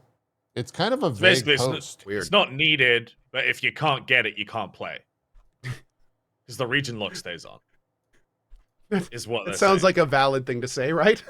Yeah. We're not saying you need it, but you need it. We're not saying you need it, but if you can't get it, you ain't playing. That's pretty It's fucked like a up for club them. with two bouncers. It's like, we removed the first bouncer. Come on in. It's like we're stuck in the hallway behind the second bouncer. It's like, yep, that's right. It seems so luck. fucking disingenuous to like post this whole thing and not make a comment on that. Like that's the whole reason why people are upset, and they're just not saying anything Guys, about people will yell at them. They'll go, "Oopsie," and then they'll probably fix this too. It's so Well, I don't know. They've really been, like just they've been yelling for a while. Letting everybody else fix their Yeah. mess. So it's Huh. How are they doing the region lock though? Like, could you? I guess you have to download the game digitally, so it's just an IP check, probably. At the end of the day, even my if you're only not thought logging process is that countries that don't have PSN wouldn't be able to play with people that do have a PSN account in. Yeah, that's been the case for whatever a while. reason, and so that's why they keep the region lock on. Yeah. I mean, I'm reading some comments here that's saying that they're trying to get away from like regulatory and tax obligations in some of these other countries. Because when you officially support a country, you have to abide by their laws, regulations, and taxes, I guess. I don't know. I'm not a lawyer. That's me just reading comments on the internet. Who know how true that is? But wouldn't surprise me if a company's trying to not spend money by pissing off their customers in the process. So Sony needs every penny they can save these days after Concord. This can't be just me, but I do feel like sometimes companies like deliberately do a shitty thing so that when they fix it and do the bare fucking minimum, people are like, oh yeah, like they listen to us. Like that has to be a business practice because it's Rebound far too PR. common. Yeah. Rebound PR. Yeah. It's Yeah. when Far you too common. intentionally create a fire so you can extinguish it and be the hero. Yep. That is a common practice. Fuck, the mafia's been doing that shit for years. Create a problem and solve it for somebody. Yep. That's exactly right. That's So right. Strippin, I heard you needed some protection. I can offer you a low rate of only. Wait, no. Strippin was the one doing the damage to his brothers. His little brothers need the protection, right? I'll protect them all for an Okay. even lower rate. It's a group deal. There you go. There you go. That's right. A couple more little bits of news. Baldur's Gate 3 patch 8 stress test is now live. That includes all the new subclasses as well as, I think, crossplay. A stress test though isn't full live, so there's still it's not fully out there, but you can just I think opt into it. Silent Hill 2 remake came out and said that they have shipped and sold digitally 2 million copies, which is fantastic, especially for a horror game. Hopefully we'll see more from that world. I would guess Konami, really. And then I think that's kind of it. Chat, are we missing anything? This is very selfish the news chat? I saw, did you guys ever play Skies of Arcadia back in the day? Way back. Yes. Yeah, so Sega filed a new trademark for that. And I'm really saw that. hoping I saw that. we get a new Skies of Arcadia. That would be fucking awesome. Or a remake. Or remaster. It'll probably be a remaster. Yeah, probably. Yeah.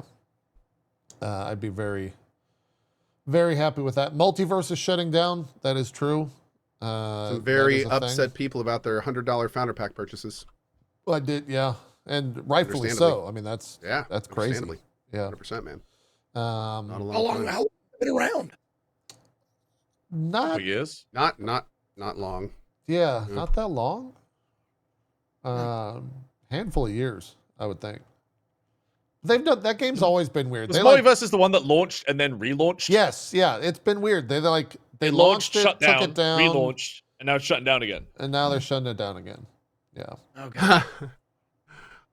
There was also the news about John Gonzalez returning to Obsidian. That's kind of awesome. He was one of the lead writers on Fallout New Vegas. Yep. And when he joined back with Obsidian, he said one line: "No, it's not New Vegas 2." Right.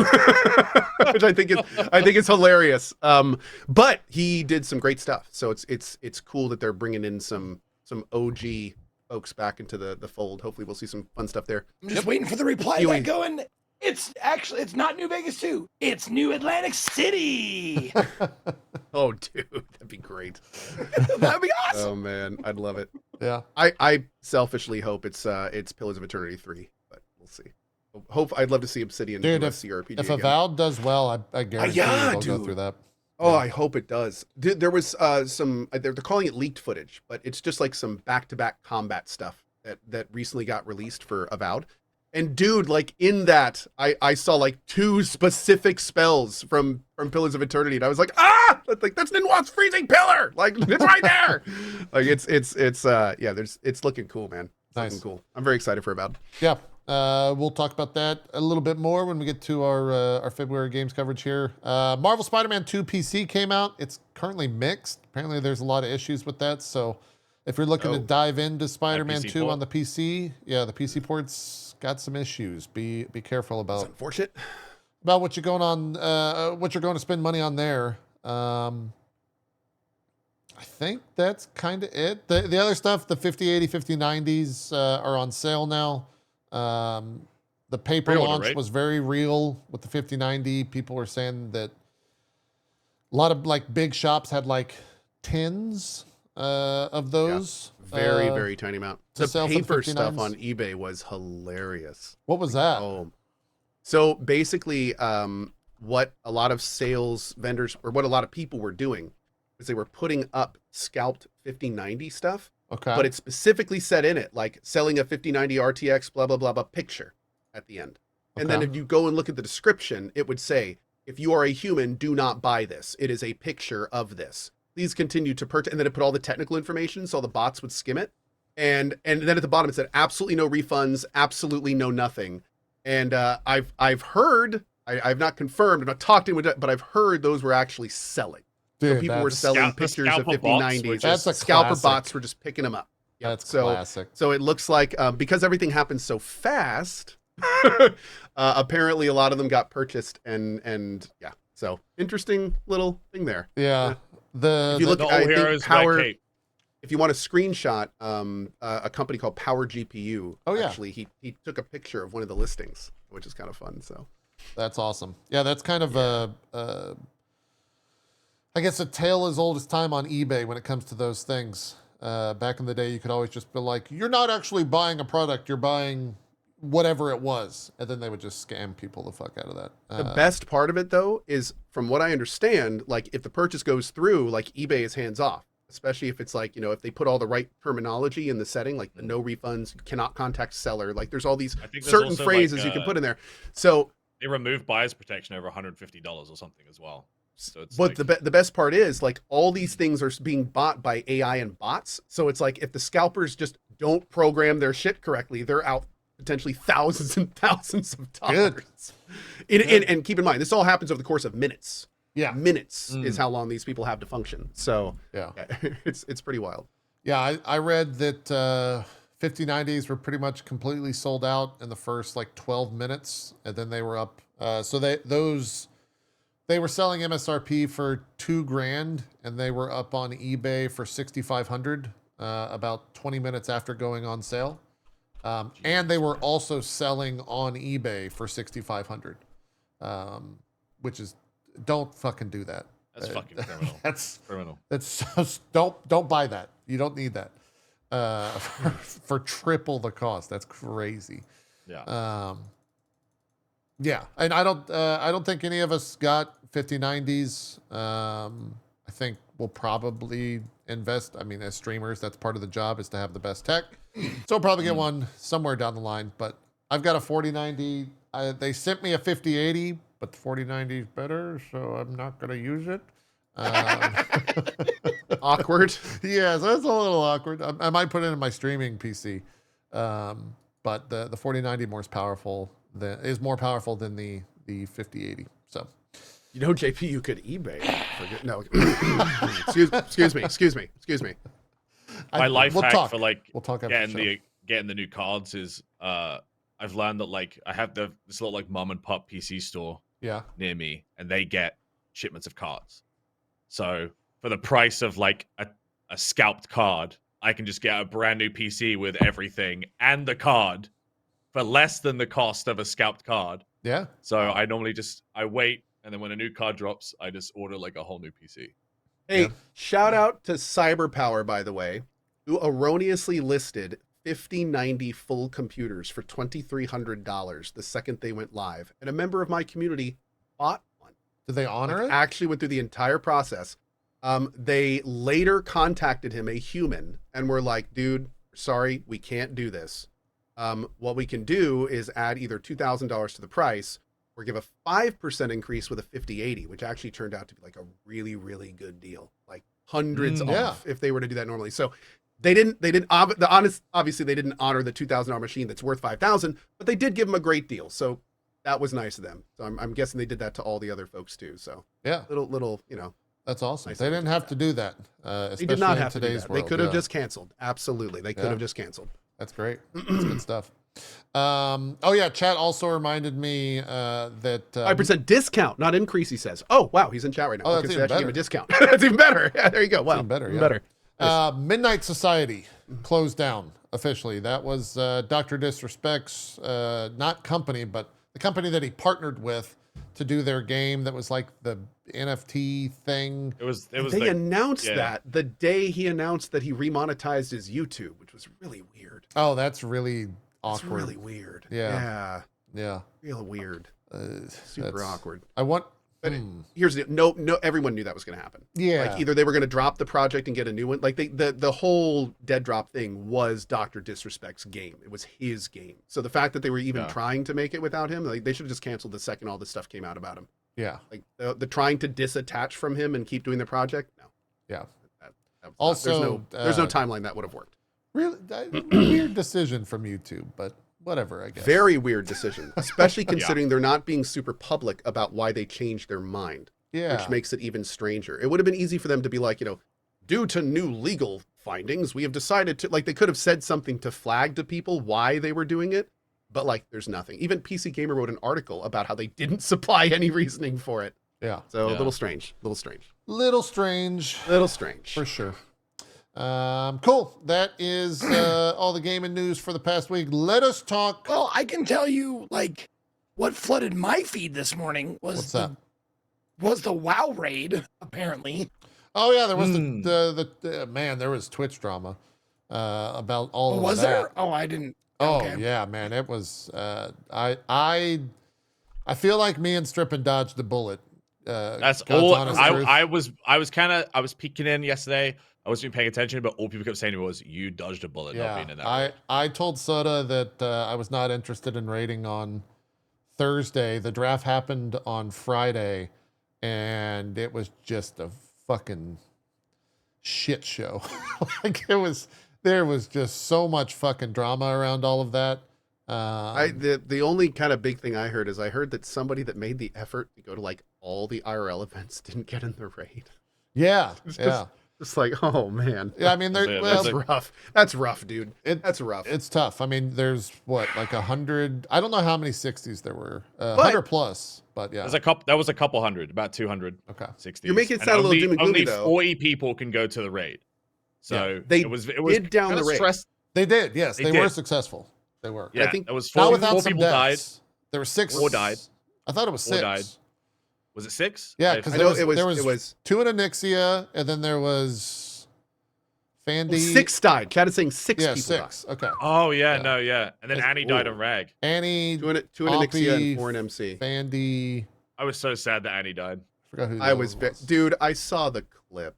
Her heart. That you is see her that is heart breaking, genuine dude. heartbreak. That's Yeah. like, you remember that old Simpsons episode where it's like, if you zoom in, you could see the moment that Ralph's heart And breaks. he's like, like that, like that's. Oh, it's just, dude. I feel so bad for her because she's so nice. Yeah. So it's like, of all the Yeah. people, you kind of cheer a little bit whenever one of the hardcore assholes dies. It's kind of like, yeah, died, jerk. That's the But, thing. though, like, when someone like Annie dies, it's everyone just that like- died was nice, and I was like, oh shit, man. Yeah. Like none of the villains of this. Yeah, none arc of the have gone villains down. died. It's just the good ones. The nice. And the worst part is how she died. She dies and she just goes, "Did I just die?" Like Yeah. it would happen so fast. It was Oh, over dude. so quickly. Yeah. Uh, The Fandy one as well was awful. Yeah, It was a Fandy's 1 in death was- 1,600 chance of her dying. She got super What? RNG'd because the Yeah, it's the It's elementals. an elemental that targets a random person in the raid with a nuke, and it's random, and then it's random, and it picked her twice. So 1 in 40 a chance, row. 2 times in a row, boom, boom, and just No. killed her like instantly. Yeah. So there's it nothing was she could have done, right? Nope. nothing she That's could have just- done, just nothing you like can the do to worst prevent odds that. humanly possible. I guess you could have had Yeah. like a fire protection pot up, but there's no reason to have one up at that particular moment.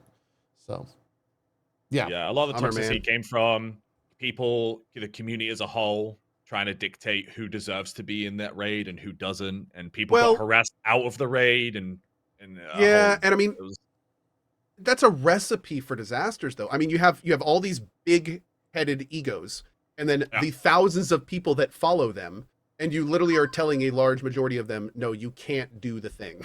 So it's like that's tens of thousands of pissed off viewers. Yep. That are then going to be like, why is my streamer not? Yeah. So, yeah. it's an unwinnable situation, but hats off to Soda for For the dealing with all ambitious that task shit. of putting it all together in the first place, and they did it. So. Yeah. Yeah. Most importantly, they did do it. They won. They won. So They did it. Good for them. Gosh man. darn Good it, for did them. they do it? They did it. They killed the bosses. That is true. They also got really shitty drops. I don't think there was any good drops in the raid at all. So that's No, also yeah, that wasn't. a little bit rough. But Maybe that's- we'll do it next week, JP. yeah, maybe we'll go in one of the me and Strippin. Did you even hit 60? You're not even 60 Not yet. Okay, yeah, Not yet. You got to hit 60. The best way to protect myself was to not even hit. You got to I'm hit at like 60 50. I'm at first. 59. I'm just chilling. Yeah, you need to level up. The next raids will have Soda Poppin led the raid yesterday. The next 2 raids are going to have Tyler one leading one and Miz will lead the other. So maybe we should Maybe we wait should skip. a week. Maybe we should wait like another week. I think. Yeah, we might Might want skip that week. Yeah, I feel like neither of those people are really invested in my survival. Dude, I would agree. I would certainly agree. don't know much about him, but I know enough to know that Miz is the kind of guy that would throw a raid for content. So I would stay far away from that. Yeah. yeah, you're not wrong. Now, No. do you practice on alternate tunes like No. non-hardcore? Nope. No. You No. don't. No. So No. there's no practice of the raids. It's one and Well, like go. There's no practice of the raid, but keep in mind, this is classic World of Warcraft. So this is a raid Yeah. that most of these people have done It's a many, many, many 20-year-old times raid. before. So Yeah, So I it's, mean, it's sure. not, We've it's done not, before. yeah. that and then went I in. think the ratio was 30 30 like, non-sweats newer and 10 players sweats. 10 sweats, which are the people that actually play Classic WoW for content. They know it inside and out. So that was the ratio. So they had a lot of inexperience there as well. So Yeah. they're going to try and Okay. keep that And ratio. that's where the drama came into play during the draft, is because like some people lied that they had never done the raid before. Then like there was actual logs where they parsed in like the 99th percentile of actually having done the raid, and then they got kicked out of the draft. It was a shit show, is what it was. Like the next day, Soda logged on. He was like, "I don't even care if we all fucking die. I don't. If we all fucking die tomorrow, I'll be happy." I can't wait to be done with this stuff, man. I'm done. He was. I mean, Cash. Dude, he was. I cannot imagine how stressful it's all been, dude. Yeah, he was. I mean, the viewership's probably great, but like the mental toil that has come with it. Yeah. Or There comes a point when yeah. you have to ask yourself, are the numbers worth this? are the Yes. numbers worth it, dude? Are the numbers And worth I this? can't say if I was in his position if I would feel that they were. That's a Maybe mess. he doesn't. I don't know. But It's an it's done absolute now. mess. It's over. It is until I guess the next Peace has OnlyFangs. returned to the land, we hope. Yeah, unless there's a OnlyFangs 3 somewhere down the line next year or whenever. He instantly went on vacation. There you go.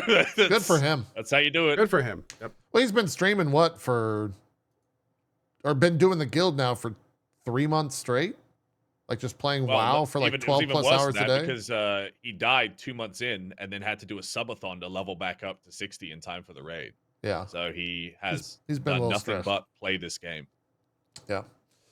Anyways, let's move on, talk about February, because we got new games coming out, not 20-year-old games. We're going to kind of go through the month in sequential order here and talk about everything that's going to be coming out.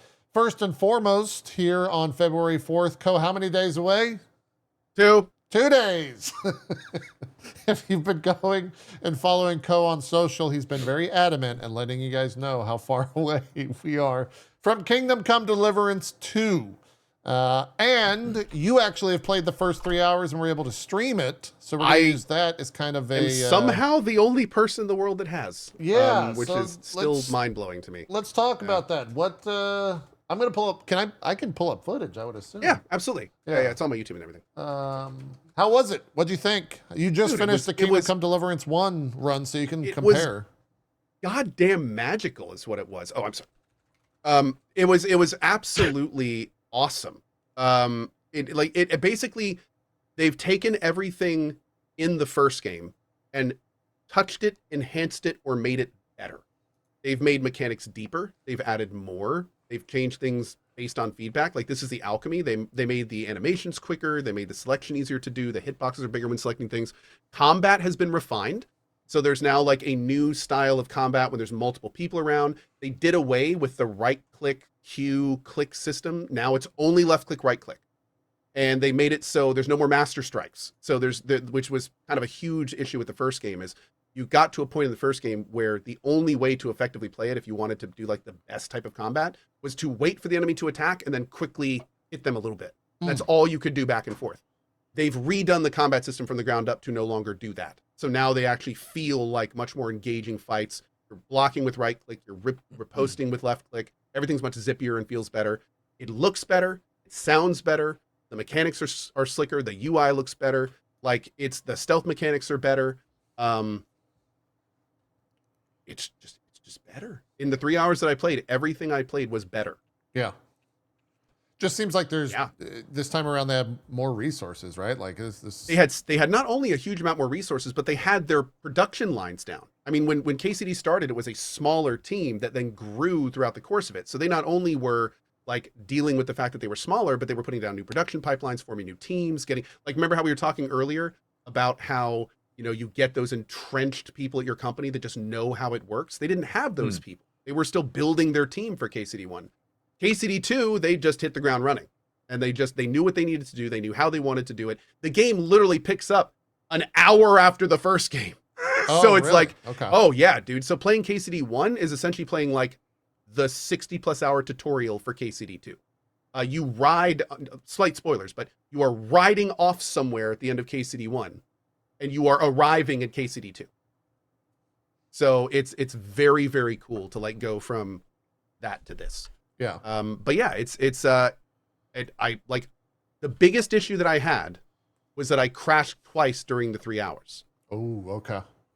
I also crashed 5 times during KCD 1, and apparently that almost never happens. So I have since I've taken out my Intel machine that probably had the bugged 14 gen processor, and I'm now using an AMD main machine as my computer. And I have yet to crash on this computer, so I'm very interested to know if that was and somebody asked, does it work in like, have you tried KCD? I have not, but I have heard that I looked around a little bit more.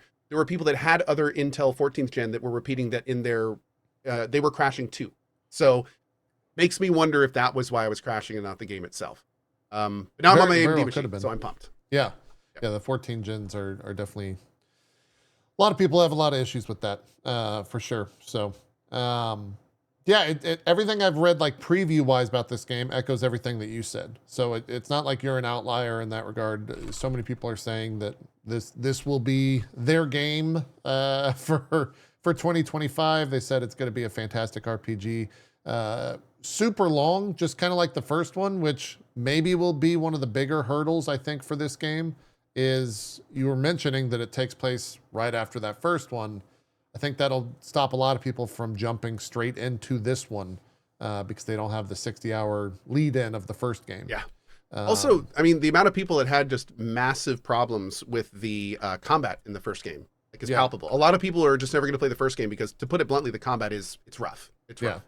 So they did design KCD2 to be able to be played without playing the first game. So anytime there's like important events or characters, they and you can see this in the 3 hours that I played. They have like the characters explain the situation, explain the person. So yeah, they made it very clear that you do not need to play the first game to play the second. Okay, that's good. There's not too much else to say about it then. I think the people that are hyped for this know all about it and they're hyped, and the people that are not are just kind of like, I bounced off the first game for whatever reason. And you tell me, have they done enough to where if you bounced off that first one, that this one's going to keep you around? I'm not going to lie to you. It's entirely dependent on why you bounced off the first one. This is still a giant medieval sandbox game. So if you bounced off the first one because it was too sandboxy for you, I mean, there's a lot of great mechanics in this one that I think you'll like a lot better, but it's still a giant medieval sandbox. They're saying it takes 60 to 80 hours to complete the main quest, and that there may be over hundreds of hours of additional content. Yeah. So, I mean, this is shaping up to look like and be a magnum opus kind of situation for Warhorse. Yeah. But if you're not into sandboxes, like, there may be a really good main story in this one. We don't know yet, but it is a sandbox game at heart. Getting a couple questions from my chat. How does progression work? Like, do you start with skills? What is that process for someone who's never, I guess, interacted with any of the Kingdom Come Deliverance IP? What is the progression of a character? Is it skill-based?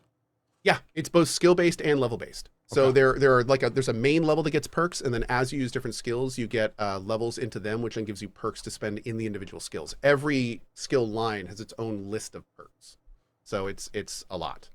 Yeah. Got it. Okay. I'm trying to see if there's any other questions. The launches, they moved this game up, so it was originally supposed to launch on the 11th, and now it's coming out the 4th. Right? That was like a last month deal, I think. That's right. 11 a.m. ET on the 4th. Yeah. So they pushed it up. What are you laughing about the story here, Strippin? No, I'm just laughing that he had it down to the fucking hour and time zone when you asked him. Oh, yeah. No. That's what I was saying. Go look at his Twitter. He was like 6 hours, 48 minutes, 15 seconds. Yeah. Oh, I'll give you the second, man. We'll give it down to the second. He's got a timer on all of it. Yeah, it's me and Monster Hunter. Don't worry. Yeah. No, that's why you're here. How was it, by the way, playing with devs watching? I've done that before, and I not watching in chat. That's a different thing. But you were communicating with them as you were playing their game. That had to be a little bit. Here, I have done this multiple times. Yeah. Where I have played a game with the devs watching, and the thing is there are different types of watching. Sometimes they watch you specifically because they are looking for bugs, or they're looking to see if you'll do specific things. And those you feel like you're kind of being analyzed, and that can be a little awkward. Those guys, though, are insanely passionate about what they're making, and you could tell the entire time they were watching, they were not watching to see the game. They were watching because they were watching somebody experience their game. They mentioned multiple times in the show that it's the first time they'd actually watched someone play their game. Right. And it was very obvious very quickly that they were the type of devs that they weren't there to push a product. They weren't there to, analyze the bugs or they were just enjoying the show. That came through, and it made the whole thing zero stress. Yeah. That's good. Very, very cool. Toby, especially. Preop is amazing. That's the lead designer down there. And Toby, who's the head of PR and also kind of the company mascot. Toby he is a public person, and he is very easy to get along with. He's just a great dude. And I think the lead designer, it was his first time on stream, and he was phenomenal. He was, they were both just perfect for what they were doing. Cool. So, it was very nice. Awesome. Yep, it was very nice. Yep. This comes out February 4th. If you want to watch Ko's first 3 hours, you can check out his YouTube. Dar says, they were also there to push a project. It's a marketing move. Yes, but here's the thing. There's a palpable difference between somebody you can tell is trying to push a project and someone who is just doing it organically. Like that, those are two very different things. And I have been in the presence of both of them. So it was a very different feeling. Yeah, it didn't feel like they were Sometimes reading the difference can be spreadsheets. as obvious as them just saying, please enjoy my game, or them handing you a piece of paper with 10 things you can and 10 things you can't say. Or if every 5 minutes they're interrupting to talk about where you can get the game and where you can get it on Steam and make sure to go here and here's what like there's very different ways to do that. What These you get guys for pre-ordering. Exactly. These guys, the only thing they were talking about is what you're seeing, how the game's better, why they improved this, why they improved that, how they improved that, so it was very much like you could tell they were just passionate about what we're doing, not who was going to buy it. Which is nice. Yep. Cool. That's Come Deliverance 2. We'll kind of go through some of the smaller games as well that'll be coming out in February, and not just the heavy hitters. Rogue Waters, which looks to be kind of an ARPG pirate themed, also drops on the 4th. Rift of the Necrodancer coming to PC on the 5th. That looks to be, I think that's just the story-based like DDR rhythm minigames. The tags are rhythm, minigames, female protagonist, and anime. So, okay, have a banging soundtrack. I'll tell you that much. It's probably got a pretty good soundtrack. Yeah, there's probably by law, I think, right? Yeah. Yeah. Got a demo if you want to check that out. What else is there? Big Helmet Heroes. That looks to be a multi-platform release. That is a co-op beat 'em up arcade hack and slash, put out by Exalted Studios from publisher Dear Villagers. So incredibly indie. It's got a cool looking art style to it. That's on the 6th. I'll be playing that on nice Tuesday. Just to let you know, me and awesome. the lady are going to be doing a sponsored couch co-op stream if you guys want to check it out. Hey, cool. Awesome. Yeah, that's Here, awesome. let me It's fun, dude. Let me show some footage of this. Is the CG, I think. Where's the gameplay? Is this all CG? Oh, this is all CG. Let's do this. There you go. Yeah. Got a cool art style to it. Yeah, I like the art style. It's cute. Looks to be... Oh, that's up at the top. Those are the teams. Okay. Looks like 3D Castle Crashers. Yeah. That's what I was going to say. I've been playing that game a lot with my kids. Oh, yeah, that's great. Yeah. That's, God, that game's... How old is that game now? 15 years or something? It's old. Very, very old. By the way, my chat almost rioted. I do need to mention that during the KCD stream, Henry stopped by, and we talked with him for a while. So that was pretty cool. If you ever want to like hear the actor, really cool. Dude was awesome. He just like stopped by at the beginning of the stream, and we got to like ask about the character and stuff. He was very nice of him to do that. Very nice of him to do that. Yep. That's Big Helmet Heroes on the 6th. Zeke, when is your stream of this? Is that the 4th? Yeah. Okay. Tuesday. Awesome. That's a big helmet guy right there. He was massive. What else is there? We got really also on the 6th. What is Street Fighter DLC? Oh, that's right. Yeah, they're adding Mai from Fatal Fury and King of Fighters. Yeah, are you going to be checking that out? Yeah, I'll check that out. Sure. Are you gonna now? Is this one of those things? So I know how. What do you want? What do you want? I know how this works. Where you check out a new game because it's got a cool new character, and then you do like a deep dive to where you play the game for like 100+ hours in 3 days somehow, and then you drop it cold turkey. Is that the plan for this? Oh yeah, probably. Yeah. Look, I'm just filling time. I get it. I feel you. I get it. Hey, February's a waiting everyone. game until the thing you want arrives. That's how February works. Yeah. Unless you want all of it, in which case Unless it's you want just all of it, overwhelming. in which case you're carrying it all and it's falling on the floor like her. Yeah, pretty much. Sorry, chat. That was me opening up the My trailer from Street Fighter 6. How come I can't find this reveal trailer? Why is it so... Oh, there it is. Okay. You will I'm just showing this because people will recognize it as soon as they see... They might not know Mai, but they know Mai. You've seen Mai before in video game culture. Oh. I'm seeing a lot of Mai. She's a fairly iconic character. Very iconic. Yeah. Yeah. This outfit is her and Chun-Li. I would say are probably the two most Oh, iconic. okay. Yeah. Yeah. I know. Now that I've seen the outfit, I know her. Okay. Yes. Yeah. Exactly. Is she from Street Fighter? No. No, she's a guest character. Yeah, From she's. King of Fighters or something, right? Yeah. Yep.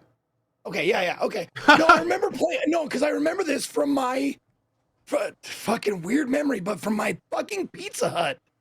Like, Where they had the arcade machine or something. they had the cabinet, yeah. with like 3 or 4 different games that you could pick from whoever makes King of Fighters. I don't know.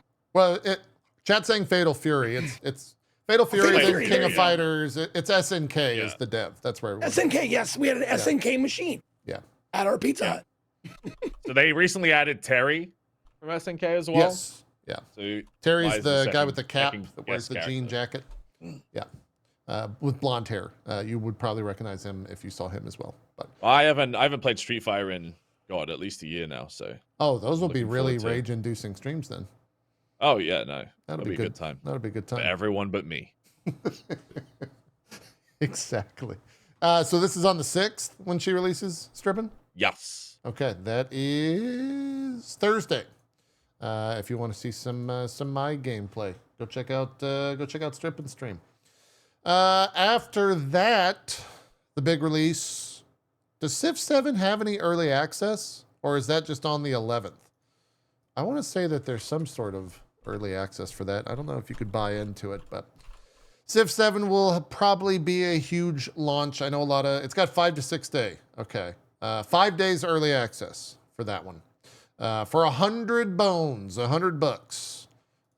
If you want to spend $30 extra, basically you'll get the game a couple days earlier. But what's the thermometer? They did on they that did game. so much promotion for that game. Yeah. Like, oh god. The Civ. Yeah.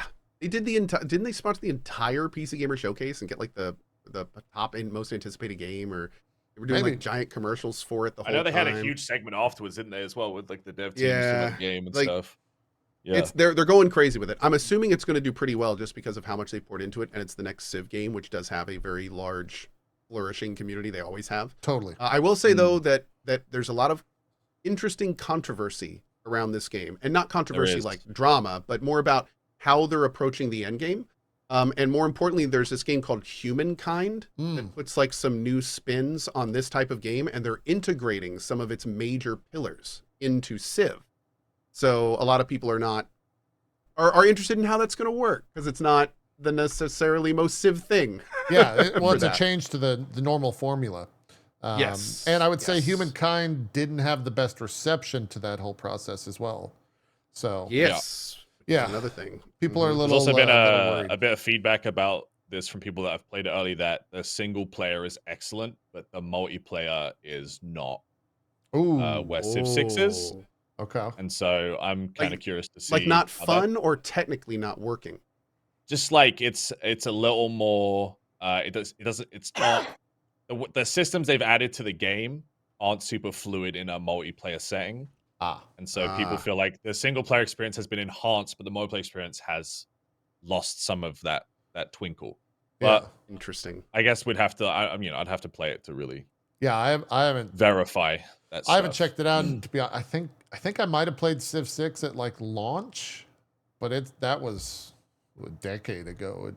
I think I don't know when that game came out, but it was a long ass time ago. They've got this whole thing where you can like change, like civilization and get researchers from other civs and stuff, and that kind of.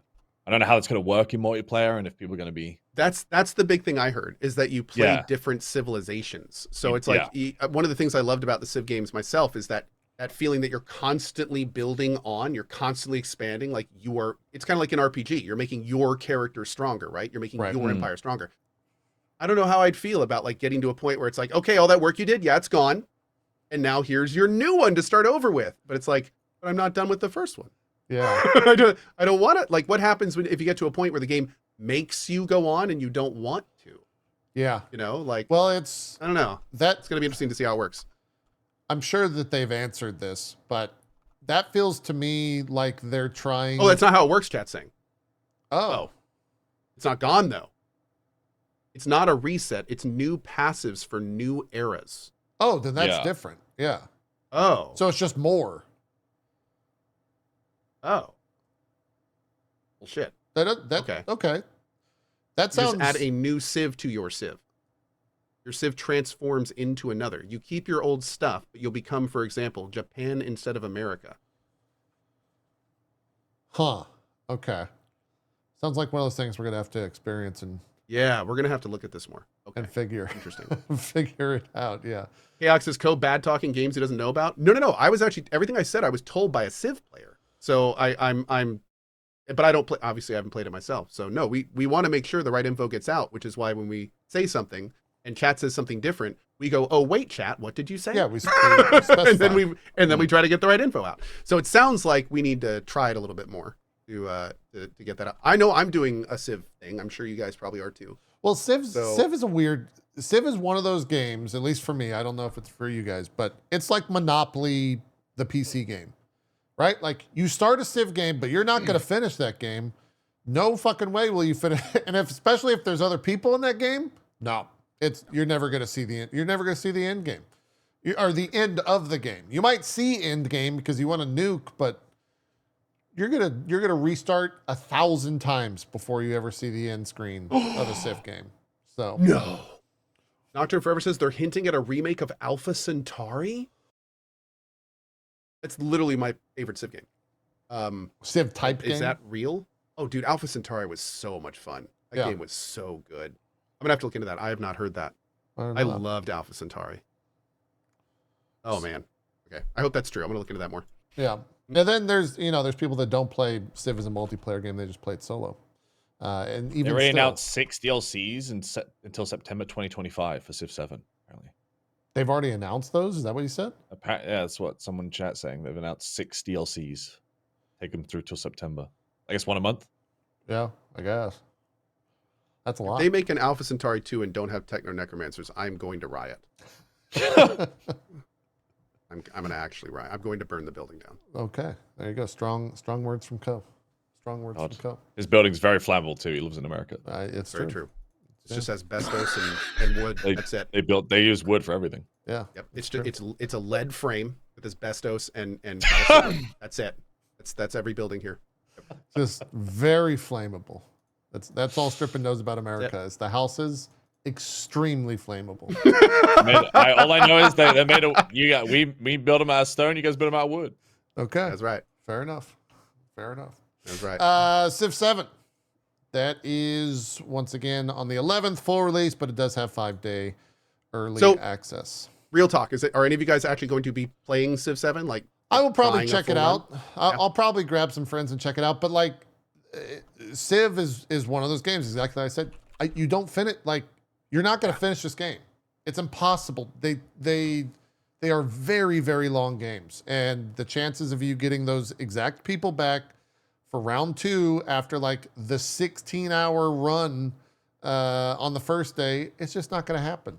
No, you just play like I play, where I get invited to play by a bunch of people that are way better than me, and all I do is like stab them in the shins with spears until they show up with a tank and they destroy me, and then I get to leave 6 hours in, and that's my entire Civ experience. Fair, yeah, fair.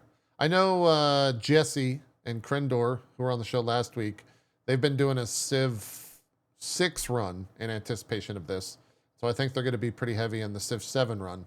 So if you're looking for content creators, I know both of them are doing a big push for it.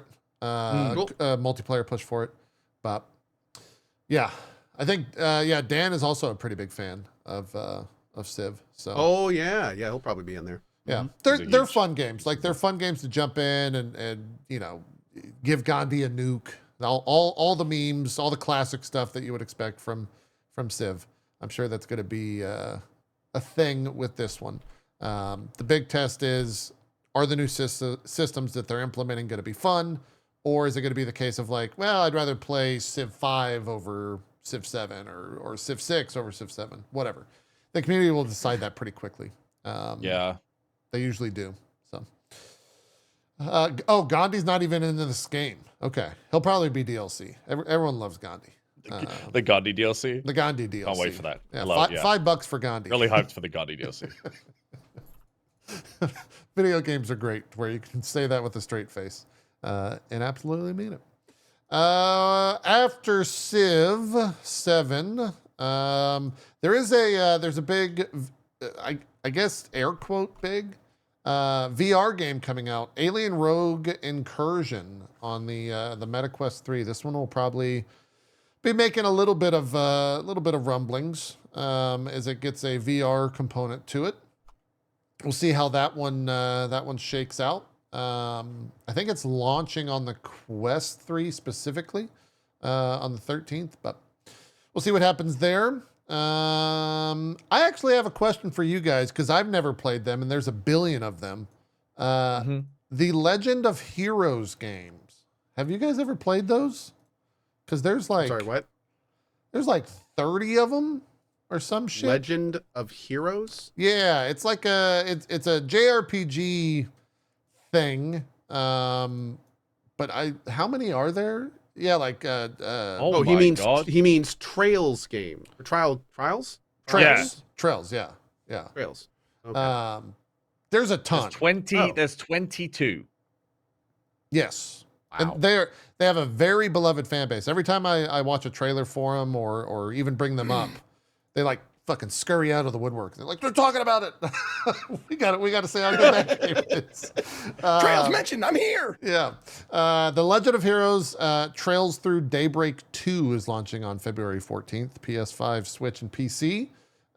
They are epic, huge, all connected games from what I can tell.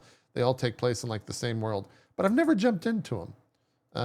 I've always heard that they're super fun. This one came out in Japan in 2022. So this is the English port. The English I'm port? guessing. Yeah. Let me, let's see. Here we go. Here's a trailer. They're anime AF. Though this one actually has like a pretty good, more production than the other ones, I should say, in terms of its animation quality and stuff like that.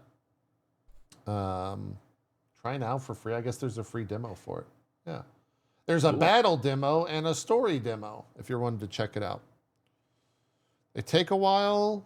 To localize because there's a fuck ton of dialogue. Got it. Okay. Yeah, to me, this is kind of like the YES, YS. That and the Trails of games are very similar in terms of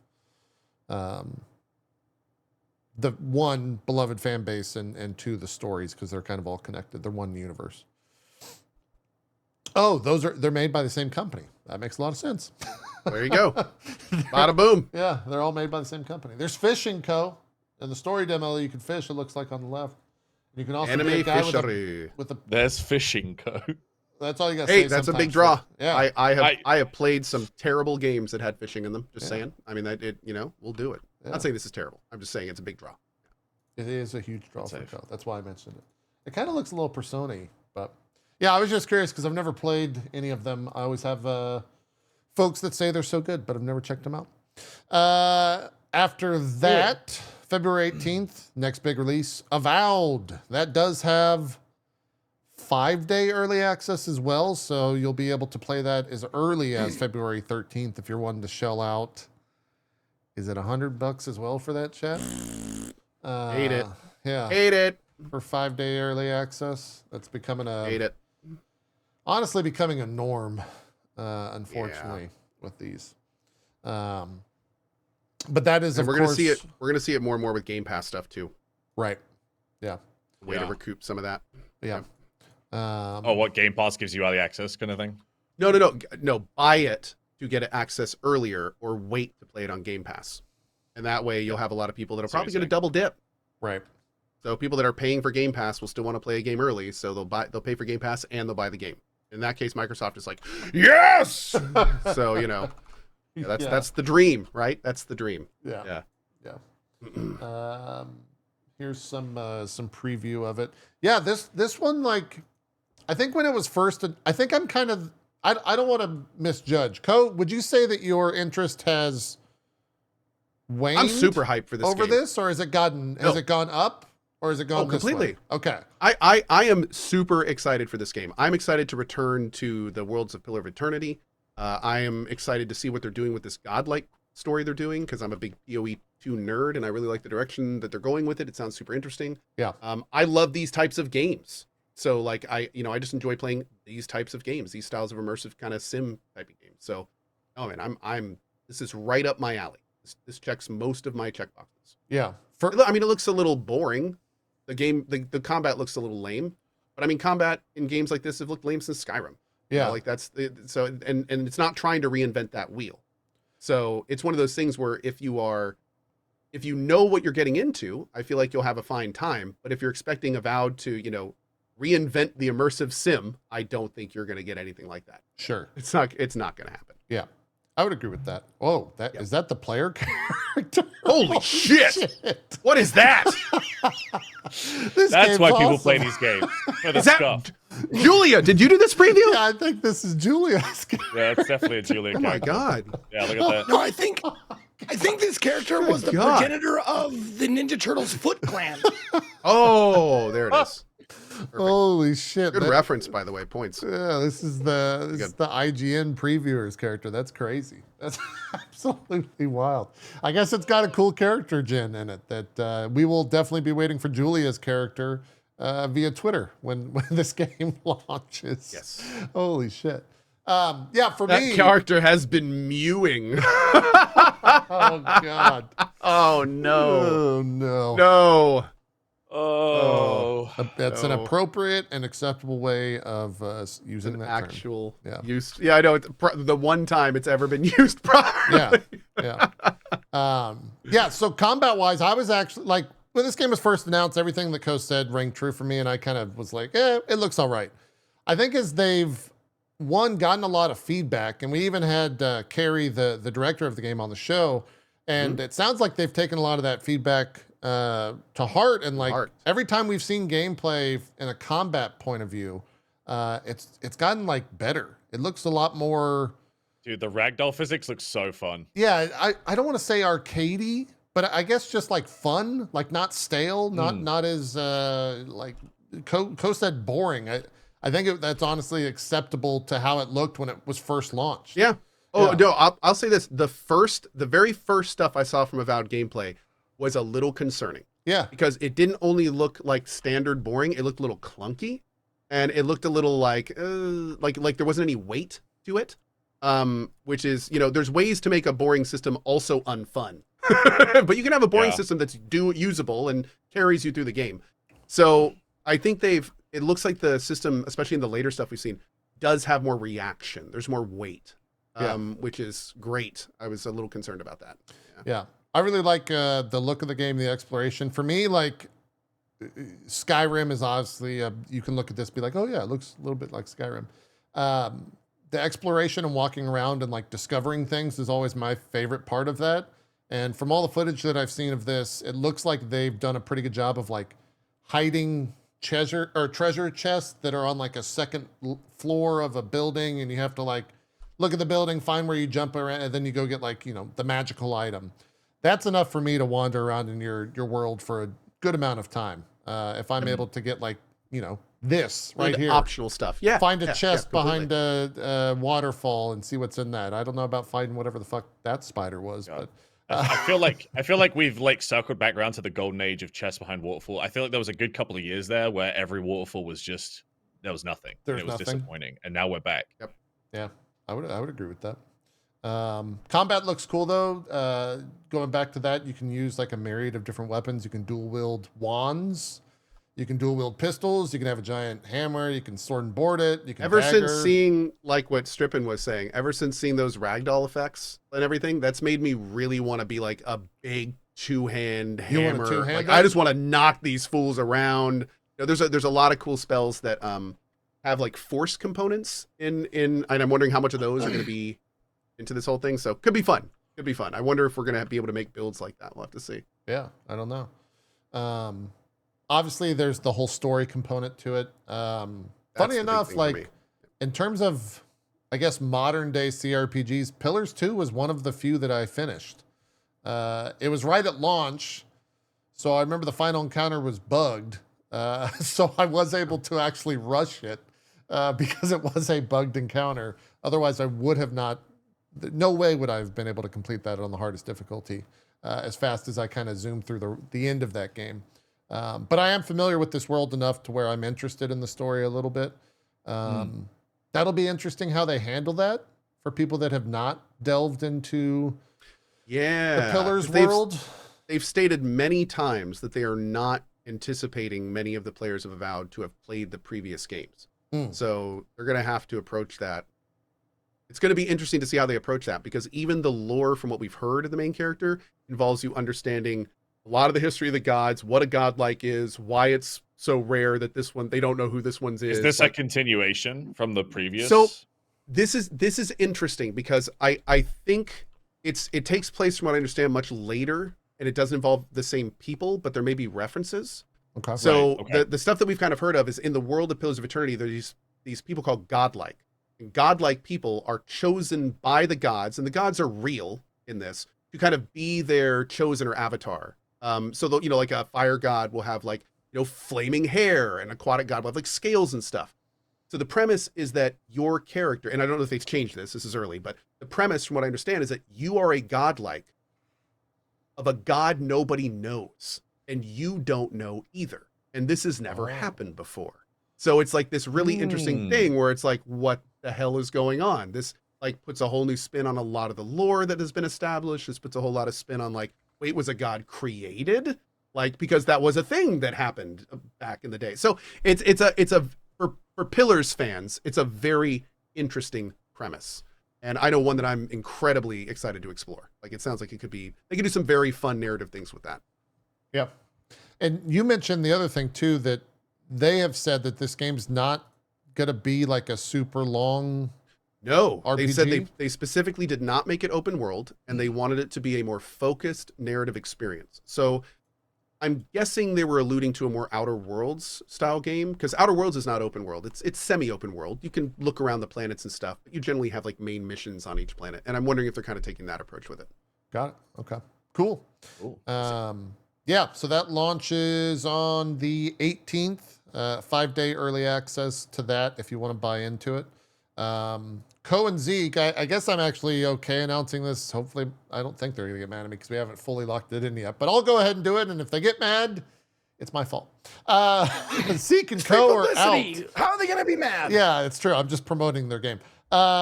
Zeke and Co are out the weekend of the 16th. We talked about that at the beginning of the show. If you weren't here for that, Co's going on family vacation. Zeke's going on vacation.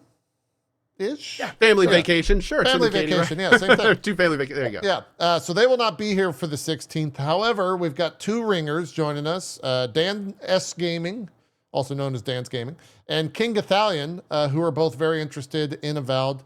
And that was kind of the requirement for them coming on, because we're going to have Casey back from Obsidian. We'll be talking about the game. And by then, we will have all played it, because I think we're going to start checking it out on the 13th.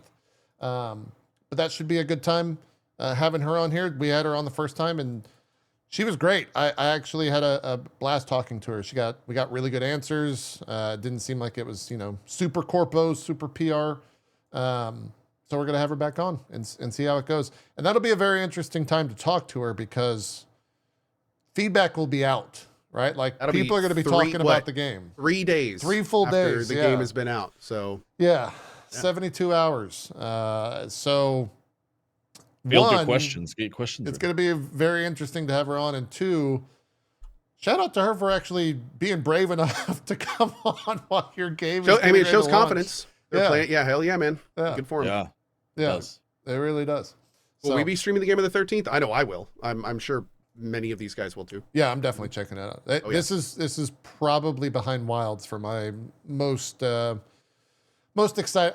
I've been playing so much competitive shit lately that I'm looking forward to jumping into something that's, story driven, taking it at my own pace, not having to deal with 5 other people's egos. Or 200, depending on what game you're playing. Yeah, exactly. Just having a blast. So, we'll have her on our February 16th show with Dan's Gaming and King Gathalion. After that, the next big release is going to be February 21st. Like a Dragon Pirate Yakuza in Hawaii. Does that also have early access? I have no idea. I generally don't know until pretty close for RGG stuff. I think it does. I don't. Chat is saying no. Oh, you mean early streaming? No, I don't know if they're doing an early buy-in. Yeah, an I early think they're doing buy-in is early what I mean, buy-in. not streaming. Yeah. No. Chat saying they don't know, but Yeah, previews came out for this past week, and I think all of them were very positive. Honestly, the footage that they put out showing the different gameplay, as someone who's Oh my always God, been dude. like, you know, because of Ko and Zeke's fascination with that game and almost, you know, beloved franchise for them, I've always been like kind of into it, kind of on the side. This one looks dumb enough for me to be like, all right, I might have to check this out. Like, that's a Dude, fucking boat, and like you got some a crazy shit Yakuza going on. game is doing Skull and Bones better than Skull and Bones ever even got a portion to. Sure. Like, Oh, full- how dare you talk about a quadruple A title like that? Dude, What I'm is- sorry. I know the disrespect here is palpable, but I mean, the Yakuza has better ship combat. You actually have an action-based boarding mechanic. You get to hire your entire crew and spec them out and equip them and do everything. You've got a whole home base, a whole ass home base to work on. Like it literally did it's doing everything that Skull and Bones we thought it was going to do better in a Yakuza game. The combat just looks like stupid fun. Like, look at this shit. Oh, it looks looks awesome. so great. Like it's Yeah, dude, it looks fantastic. It looks and this is when you board boats, it's this combat. Yeah. When you take over other boats, it's this. yeah. It's gonna be ridiculous. And you mentioned you're gonna have like your crew and whatever. Yep.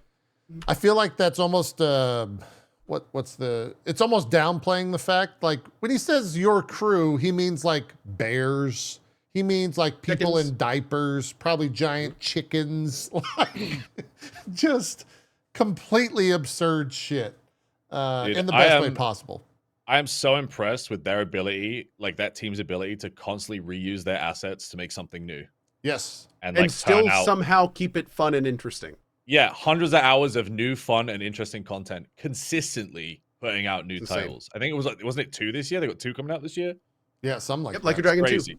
Yeah. Yeah. Oh, well, and then Like a Dragon 2 was Absolutely. the beginning of last year. Yeah. Yeah, it's just bonkers, dude, Yeah. Definitely like in the best way. best in class of terms of doing that, because they could just be pumping out, you know, the same Yakuza games, but instead we're getting a pirate game, which absolutely insane. Zeke, you're Also, definitely the checking perfect this out. platform to see the Nancy Chan again, who is the crawfish summon that you can do. Yes! Oh, old I hope Nancy Chan. can be a cannoneer. Maybe. Probably. What is? I'm just trying to. I've watched these before, but every time I see a new thing that he's fighting, which is like, why? Why? What is this? This is so wild. It's like these games are better when you don't ask why, because otherwise you'll be asking why every couple of seconds. right. No, And, you're. Yeah. The whole Yeah. game is No, they- basically why? Yeah. Yeah. Yakuza games are very similar in that vein as Metal Gear games. Mm. It's like don't bother. If you're asking why, you're here for the wrong reasons. Well, and I Just think enjoy that the guy the thing, farting though- and diarrheaing in a barrel, or as one of the main characters from a very serious game, becoming a pirate in Hawaii. Yeah. Well, I think like RGG would probably respond to every single person asking that as we would say why, and they would just look at us and be like, why not? Mm-hmm. And that's the Yakuza franchise. It's just a whole lot of why not? Let's do it. It's funny. Okay, let's go. It would be the best tagline for every single Yakuza game. It's just why not? Why not? That's Yeah. It- why are you doing pirate Yakuza? Why not? I would love to know their like dev process, right? In terms of It's a dartboard. well, that's the thing. Like, do you, as the like game director, someone comes in and they're like, "All right, we're gonna have a crawfish, and its name is gonna be Nancy," and he's like, "Yes." That's gotta be I can just imagine like this game comes out and sells well, and they're like having the meeting. It's like, okay, what's next? All right, let's see. Okay, let's see. Boom. Okay, Ichiban. Boom. Survival. Boom. Space. Let's go. All right, how are we gonna do this? We need a space survival game featuring Ichiban. He's going to be on a moon. Let's figure out how to get him there, and it's going to be awesome. And he's going to open a hotel. Oh my god! And it's going to be a karaoke bar on the moon, and that's going to be. I can't tell if this is like the vision of one madman or it's like a whole team, and he just goes like, "Go make something," and then one guy's like, "I made this cursed monkey," and someone else is like, "I made a crawfish," and someone else is like, "Oh, I turned them into pirates," and then he looks at some other guy and he's like, "Make it all work together in the engine, put it all together." Wouldn't it be funny? Oh, it would be so funny if the guy from the Yakuza games, what if he was a pirate?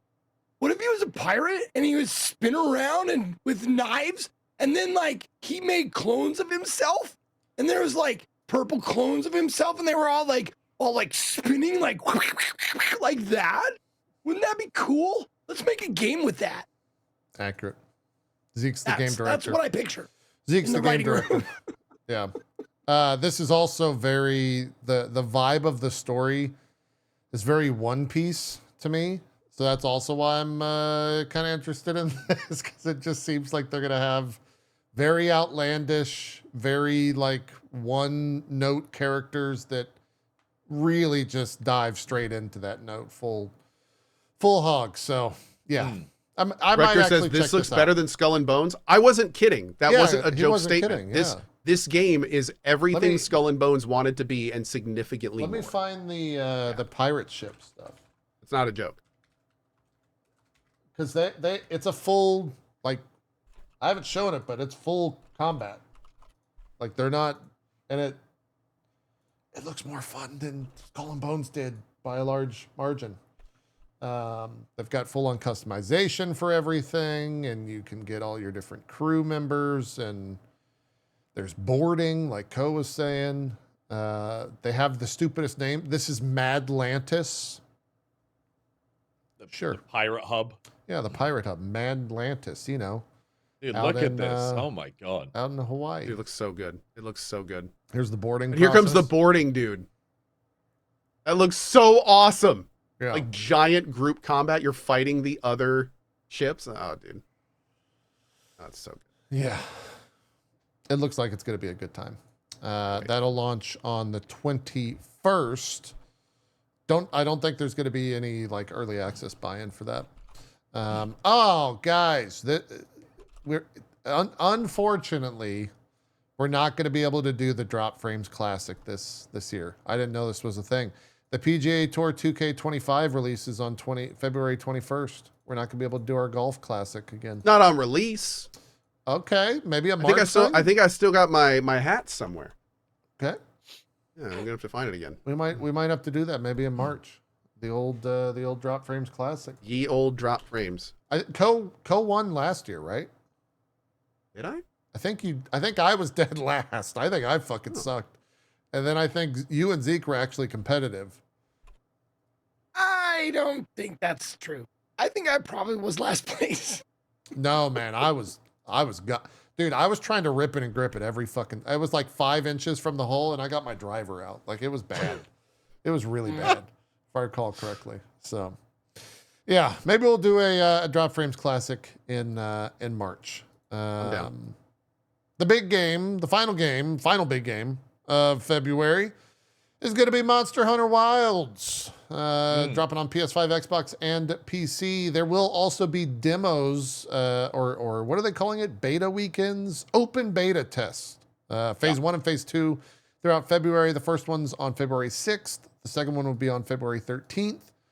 If you're wanting to check that game out or see how it runs on your PC. I think you can also keep the same character. So if you want to do a character creation, you'll be able to do it before the full game launches on February 28th. Interesting. And as someone who's seen that character creation from the first open beta, it Yeah. was very in depth. And so if you're one of those people that likes to spend a lot of time making your character, you should do that before the game. comes This out. this Little bit of beta a test. Oh, go on, go. Go ahead. No, go ahead. Go ahead. I was gonna say this beta test is the same build as previous one. They just added Gypsyros. So The new it's monster. not really like it's not a good hardware test if you're like trying to see if your hardware is good. This is like it's a pretty old build, and doesn't have like any other optimization or stuff in it. It doesn't have any other new stuff they've put in. So I would say don't use this as like a metric. Okay. But given that like the kind of like the dev shows they've put on and stuff, all the stuff that they're doing is very similar to Final Fantasy XIV's approach to like Western game dev. And so I would probably expect like some kind of benchmark thing to be coming out beforehand so you can gauge your system. Okay. But Cool. yeah, I would say don't use the beta as like a benchmark for like, can I run this? Because it's pretty unoptimized and it's the old build. They just added some stuff.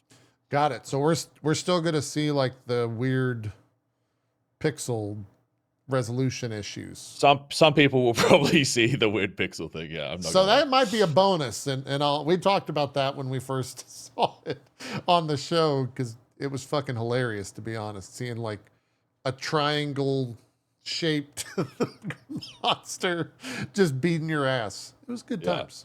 It was good times. Yeah, no. I mean, I spoke to John, the community guy, and I was like, "Are you guys worried that you're like running the same beta build again, like this close to launch?" And they just they don't worry at all. They're like, "No, it's fine." I mean, that Want shows people to play. confidence in a lot of ways. Yeah, they were insanely confident. So Yeah. That's good. I watched some of the clips, and it looks like you were fighting like an end boss from Star Fox 64. Yeah. It's good stuff. Sorry, it took so long to pull up footage of this. This is a game I think Strippin probably the most excited for out of all of us. I'm very excited for it. I fully expect to lose myself in this. I'm a little worried, as with at least Worlds and a little bit of Rise.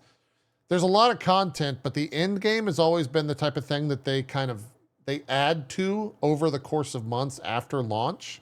And so I hope that the end game is like, there's enough of a chunk there to actually dive into, rather than just hunting like one single monster over and over and over and over type deal. We'll see what happens. I'm sure they're going to have more reveals and whatnot, because we don't know that much about end game, right? Like we don't know exactly how that's all going to shake out. no, Apart from what's in other Monster Hunters up to this point. Yeah, we don't really have any idea. I asked the queue manager. I was like, "Hey, how easy is the game? Does the end game like pick up?" And he just kind of smiled and winked at me. Was basically all I got. Okay. So, Fair enough. I just imagined like a Will Ferrell thing where he was like, wink. It was. I'm not even exaggerating. I went down to Capcom last week, their headquarters in London. Oh and hell yeah, played, dude! A near final version of a game I can't mention, but you can probably assume. And had a bunch of questions, and it was cool. I'm gonna have some footage I can show off later in the month. Did you play Donster Bunter? I don't even know what that game is. Can't talk about Donster Bunter.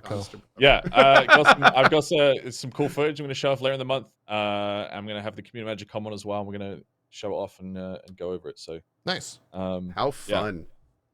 Yeah. It's definitely going to be my game of the year. I can't wait. Before I see it out. Yeah, this is my game of the year. Yeah. That works.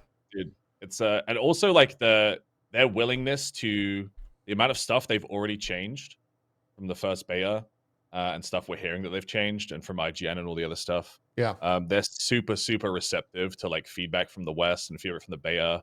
Like the Japanese devs have like calls every week with like the Western community guys and just like taking all the feedback that's created to heart and making changes super quick. So they're like, yeah, it's going to be a good time, man. It's also the first time a Monster Hunter game is coming to PC on launch. On launch as well. at the same time. Yeah. Which is so there's going to be a lot of players. Yeah. Thank you so much to them for that. Yeah. I hate it. Like I tried to double dip with Worlds and I got pretty far on PC, but man, it was so hard just doing everything again. It was so hard. So being able to do like one big playthrough now is gonna be great. Yeah, awesome of them, especially considering they're gonna lose a lot of money from doing that. So it's very nice of them to do that. Yeah, from double dipping. Maybe they will. Maybe they will. Maybe they won't. I think they're planning on the goodwill aspect of it. And I think they are. They very well may be right. And also just like how good the product is. I think they're also just banking on that. Yeah. Yep. Well, I mean, for them, World is, I think, still outsold Rise by like millions of copies. Like it. Yeah. I think it is the most successful Capcom game to date, in terms of Yeah. Wow. sales. Yeah. Really? It's Over huge. like Street Fighter and Resident Evils? Yeah, I think Really? it sold more than all of that. Wow. I knew it was popular. I didn't know it was that popular. Damn. Let's see. Let me just verify that. Oh yeah. Capcom Monster Hunter World is the single highest selling game in Capcom's history with over 25 million copies shipped by March 2024. Yeah. Wow, man. It was a Okay. big eye opener Wow. for them, I think. 'Cause Yeah. they had largely ignored Wow. the Western market until World. And then it was kind of like very eye opening of like, oh, there's this many people in the West that like Monster Hunter and this product. So they just Hell I mean, yeah, this dude. game is just they took everything in World and they improved upon it. Like that is just plain and simple what it is. Yeah. It's I mean, fantastic. Yeah. I'm th- so excited. you didn't play the beta, right, Co? Oof. I don't remember you checking out the No, beta. no, no. I'm like on a blackout. Okay. I'm not even watching videos on it. Like Got I it. want to Yeah. see all the monsters for the first time on stream. That's the best way to do it, man. Yeah. Yeah. It from the first I don't know if this is the same for you, Strippin, but the first 30 seconds playing this game, I immediately was just like, oh, this feels perfect. Like it. Dude, it is even the beta was just such an unbelievably cinematic experience. Yeah. Like even when the creatures hit the ground, there'll be like an actual crater in the ground that you'll like slip into and stuff. Really? There's terrain deformation? There's terrain deformation. Every monster has like a lair. So in previous Monster Hunters, what would happen is a monster would get injured, it would limp away, you would chase it, it would go to a lair, it would go to sleep, whatever, you kill it. Yeah. Now they go back to a lair that has advantages. So their move sets will change. And they'll get like home turf advantage. So they actually become more dangerous as they get weaker now.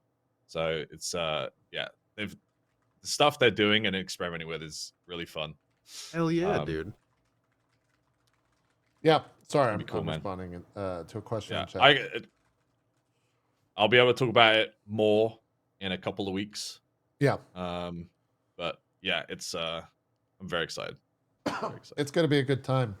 I'm very much looking forward to it, and the fact that you can have 100-person lobbies. We'll be able to put all of Dude, our and they've friends got in one I think in one crossplay. group. It's fully crossplay as well. Yeah. So 100-person lobbies? Yeah, 100 Yeah, people so in they- one lobby. So wait, I could put up a code on stream and 100 people could just join? 100 of your chatters will be in there. Yeah. So Yeah. the actual village that you populate will be 16 people. Oh, okay. Okay. But 100 people can see your quests, join your quest, and go out riding with you. So Cool. yeah, it's Okay. like little instances. You have a town instance, and then once you start the quest, it'll become just the 4 of you, and you'll go out and do your quests and come back. And when you're with 16 people, you can still group. You could group with 3 people that aren't in your town, but in your 100. in the lobby. Yeah. Yeah. Cool. Yeah. It's awesome. Okay. That's great. Yep. Community It's going to be a good lobbies. time. Yeah, It's, dude. be a It's lot gonna of be a fun. lot of fun. it's going to kick ass. That was one of my favorite things to do in Worlds, man. It's just like, Group okay, up with people. thanks for grouping you guys. Let's get 3 more drop in the here code, and all just the chatters come in. oh and, yeah, dude, and yeah, just it's play really- a few rounds, and then God. that was a good. fantastic community experience. That was Yeah. a lot of fun. Yep. Yeah, and also in this one, obviously in World, if you wanted to go to the forest or Elder's Recess, you would have to actually change and go through a loading screen. And this is it's all joined in. You can walk from one zone to another. Nice. Dude, the open world is crazy. Yeah, I don't know how they've done this in a game and it runs. I don't know how they've done it. Yeah. Damn, But y'all they get me way more hyped for this than I was expecting. Dude, I'm excited more so than any other game right now. I'm really This is your craving top it. anticipated game right now? Yeah. For you and you too, Strippin, obviously. I'm Yeah, guessing. Strippin's 100% Yeah. in. Yeah, without question. How cool, man. Um, You know what weapon you're going to main yet, Strippin?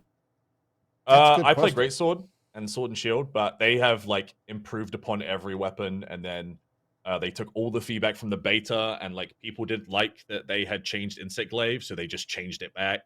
and Hey, added good other- for them, it's- dude. Dude, they're Good for them. yeah, it's really good. Every weapon is in a really good spot. I'm excited to see the final stuff. There were some complaints about hit stopping. I don't know if any of you guys saw that, but basically the beta felt kind of in World there's hit stopping. So if you hit the monster, it would the weapon would stop on the monster and then kind of drag through, and it gave the weapons and stuff a lot more weight. And they didn't really have that in the beta, and people kind of upset about that. They've said they've added that back, so the weapons will feel more weighty and have more impact, and all that That's stuff. awesome. Yeah, it's really cool. Yeah. I'm excited to see what they've done. It's been really cool watching a lot of new people. That January was just kind of a month where there wasn't too many new things out, so they were playing through older games, and people had been doing first playthroughs of Worlds, and like, you know, getting used to what Monster Hunter is all about, trying to figure it out and all that stuff, and that's been absolutely awesome. So the fact that we get to do that even more so when people probably jump into this at the end of February will be really awesome for the entire Monster Hunter community. See people just get their ass beat by different monsters, because the reactions are so awesome when crazy shit starts going down. And they've added like packs of monsters, so now you won't just find one, you'll find like a group of them, and they will just like whoop the shit out of you. It's really fun. It's really fun, like how they've added to just flesh out the world and make it feel just like a real thing. And you're like, so this one here is like an alpha Doshiguma. So it's like bigger and stronger than the others. So you'll see like a herd of them going around, and you'll see a bigger one, and you're like, that's the one I got to hunt. Yep. And stuff like that. So yeah, it'll be good. And I want to just reiterate the fact that it's on PC as well at launch is so fucking good. Dude, like it runs and it looks so much better. Good. Yeah, it runs and looks so much better than the PC. console counterparts. As long as you're not getting the weird poly bugs that exist. For those of us that do not know what you're talking about, is that the screenshots I saw of the monsters becoming just like here I can show you smudges? some. Yeah, exactly. Yeah, it was like a weird bug where they would just smudge out. Yeah, there was. Let's see. I know what you're talking about. People gimmicked on it. There's a Monster Hunter Worlds mod you can get where it does the same thing to all the monsters in World. That's the same monster that I was just fighting. For reference. So people have like taken this and applied it to the previous game as a mod. So if you play Iceborne, you can do this to the monsters now. That's good. And it's called the Wilds texture pack or something. That everyone's just kind of goofing on it. Yeah, it would be absolutely hilarious if Capcom added some sort of DLC for this, to where it made it look like this, just to poke fun at their own selves. I think maybe like an April Fool's event or something. Yeah, where like there's a secret funny. monster that looks like that. I think that'd be fantastic. Get a missing no up in there. Yeah, exactly.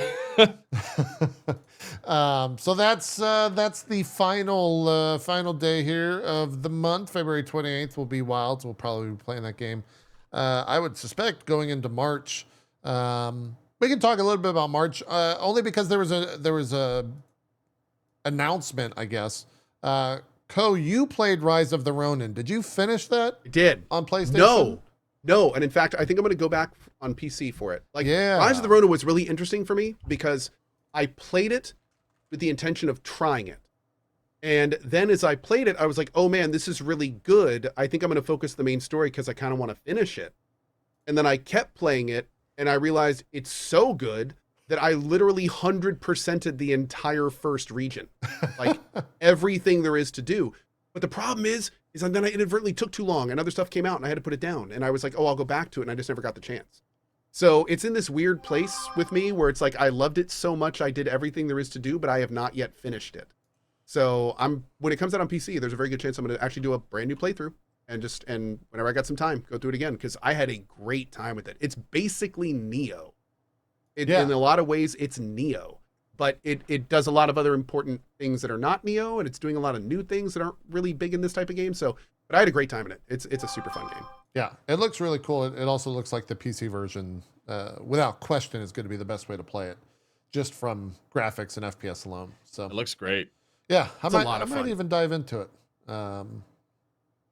There was a bunch of other games that came out. I don't remember what those games were, but they launched right around this coming out. And there were a bunch. I went the opposite If I way had for just it. focused the main story, I might have finished it, but the game was too good. Like, Yeah. I was having too much of a good time, like doing all the side stuff. And what I really like about that game is the side stuff is super meaningful. So like you get really good stuff and really good new abilities and really cool, like unlocked crafting things for doing all the side things. They really reward you for doing it. So made it very engaging. Cool. And then we talked about Assassin's Creed Shadows. That's on the 20th. And then probably the first Berserker Kazan as well, which I think I'm definitely going to be checking out. That demo was so good. Did you like that demo? Okay, I I'm glad- loved that demo, man. Yeah. I loved it. It was one of those things where you get to the end and you're just like, man, Yeah. no. Yeah. I really wanted it. I really wanted more of that. I definitely really be did. No, playing that. I killed the last boss and then it ended and I was just like, man, just a little more. Yeah. I had a great time. It was good. That's on March 27th. So not as packed, nowhere near as packed as February, but March should still be a good month regardless. This is some little late breaking news. I saw people in chat talking about this. Battlefield tweeted out, tune in tomorrow at 5 p.m. CET, 8 a.m. Pacific for more on the upcoming hashtag Battlefield community testing program. Ooh. So they have come out and said that they're going to be doing a much wider testing situation for the new Battlefield. And I guess You wake me up when you're making 2143. It might be a bit for that. They might not ever do that. Hey, they made a 2040 bit, something, we right? mean Come on, we're getting there. Literally Slowly. never. Yeah. Yeah. What was that? Still the Strippin'? best Battlefield there was. I was just saying by in a bit we mean literally never. It will never Oh, happen. yeah. So I guess I don't know if that means that like new Battlefield announcement tomorrow. I guess if you're going to allow people to play the game, you're going to at least have to show it. There's no way that they can contain the leaks of that if they're looking to grow the amount of people that they let into that program. I'd be shocked. What is this? Did you guys talk about this? Oh, there's also this news out of Overwatch. Groundbreaking PvP gameplay changes coming. Wait. ... Watch Wait, Overwatch 2 I thought those Spotlight. guys. I heard those February guys looked 12th. at Marvel and just said, "Shut it down, we're done." Is that not what happened? No, they're announcing groundbreaking PvP gameplay changes. Groundbreaking. Yeah. I really feel like they should have done that before Rivals came out. Yeah. Well, I think my hope is that Rivals is the kick up the ass that Overwatch needs to be like, okay, we need to make more content. We need to make more balance changes. Like, hopefully they elevate each other is all we Okay. can hope for. Coming from a non-Overwatch player from the outside looking in, I feel like they tried to do that with 2 and failed kind of miserably. yeah. So I'm not really sure Yeah. what's left in their bag of tricks right now. Like, honestly, Yeah. I think they're kind of setting them up for failure, saying groundbreaking anything at this point. Well, Like, they've already they're- announced. to put it bluntly, I will be baffled if anything that comes out of that is anything even remotely close to groundbreaking. Yeah. They've So- already kind of announced that they're going to do a ranked mode in the next season for 6v6 to see if they want to take the entire game back to 6v6. So, I know somebody just said in chat, they're going to be like, "We've come up with a fundamentally new way for you to unlock that we call it the Battle Pass." they've already got that in there. They've already Oh, got I a know. battle I'm pass, just saying they're just going to like reintroduce something that another game has done and just bring Oh. it over to their place and just be like, Yeah. "Wow, The Blizzard look special. at this." Yeah. Yeah. I'm waiting for them to announce, like, you've tried first person, you've tried third person, we're gonna do fifth person. Fifth person. Where you play You know the what it game is? backwards. We don't either. You play the game You play the staring at game your from character one of your looking other behind you. teammates' POVs. They Oh. control your character from their You can POV. only watch other people, and they have to verbally relay to you where you are and what you're doing. Yeah. It's like Oh that. my life, Don't draw keep my talking life. and no one explode bomb game, except it's now they're doing. I just don't That's like it's the future. them putting groundbreaking there is so just I silly. mean, it's what Ko said earlier about the PoE1 thing. Like, no updates kills you. Like, they It's a living they're- game. Yeah. yeah. yeah, the press is very much on Rivals right now, and if they don't go, hey, look at me, then I fear it's going to get worse. So I see what they're doing, but whether The we only problem at though the- is, I mean, what were we just talking about? How PoE1 set all these expectations that they couldn't live up to. And it's Yeah. like, cool. And now your PR team is saying that you're going to be releasing groundbreaking multiplayer things. It's like, I mean, Overwatch 2 did the same thing, man. They promised PvE, they promised a bunch of other stuff, and they then had to come out and say, hey, we're doing none of it. you know, So- somebody just said this in chat, but this is the kind of thing I wouldn't be surprised. Like, what if they just add a third side or something? It's like third 5v5 v5. Oh Yeah, God. and they're like, look at Wow. this! Look at this! Groundbreaking! yeah. Uh, The wild I- the wild part about this is I was looking up the date. So they're doing that on February 12th. And then Rivals is launching their 2 new characters. I want to say the 21st-ish. 21st through the 28th. So they might have the press for like a week, but then no one's going to be talking about probably, whatever that is, because there's going to be new Marvel Rivals characters out.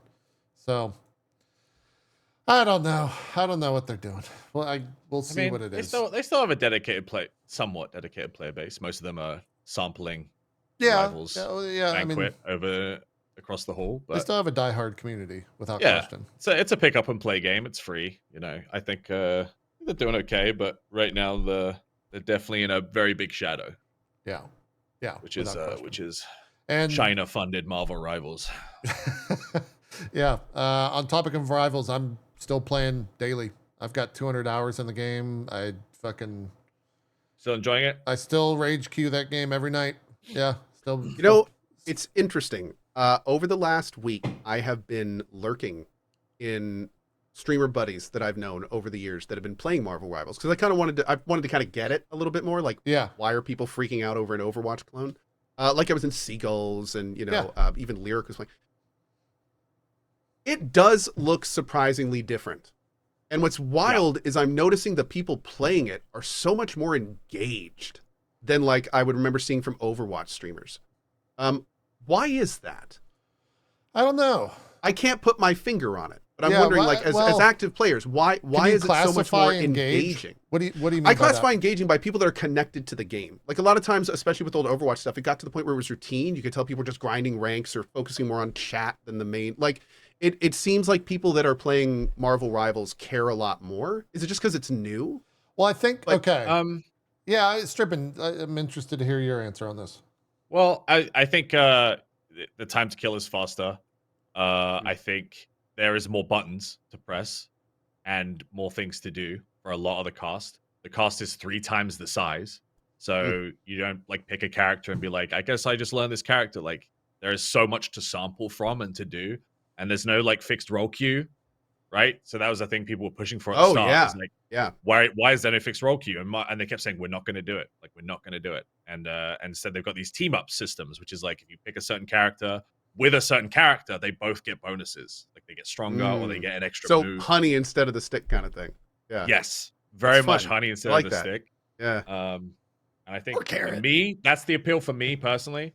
I don't know. JP has played a lot more Overwatch and a lot more Marvel. So yeah, I think for me, the fact the game's third person adds a lot because it sounds stupid, but the movement and like the idea that you're playing that character feels so much more real than it ever did in Overwatch. And it's also the fact that like there's the whole fucking superhero fantasy, right? Like Strippin, I'll use Strippin as an example. Strippin played Wolverine because he wants to be Wolverine. Like Strippin wants to embody everything about Wolverine as a character. So I do it in game and everyone just flames me. Yeah. but I'm happy and I'm free. Okay. Yeah. So you guys like what's interesting?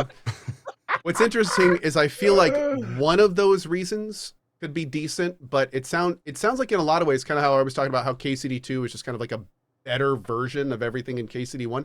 It sounds like they just made Marvel's they took the Overwatch blueprint and just made everything better. Yeah, they definitely copied all of the. It feels cool. 2016 Overwatch. I think everyone that played Overwatch in that era is like some of the best times in multiplayer gamings of the past like decade. And this, if anything, no pun intended, like rivals that, if not eclipses that, because everyone's playing it, everyone's talking about it, everyone's having a great fucking time doing it. And they're all characters that have like this, 80-year lore into all of it. So when they put in a new skin, it's not just like Lucio with like a fucking robot theme. It's like, oh my God, this is Captain America from the fucking comic book in the 1964 version and blah, and it's got all this. I was actually analyzing the Invisible Girl costume extensively. Yes. Also, Me too. I mean, we joke about it. It's also that everyone wants to fuck all the characters.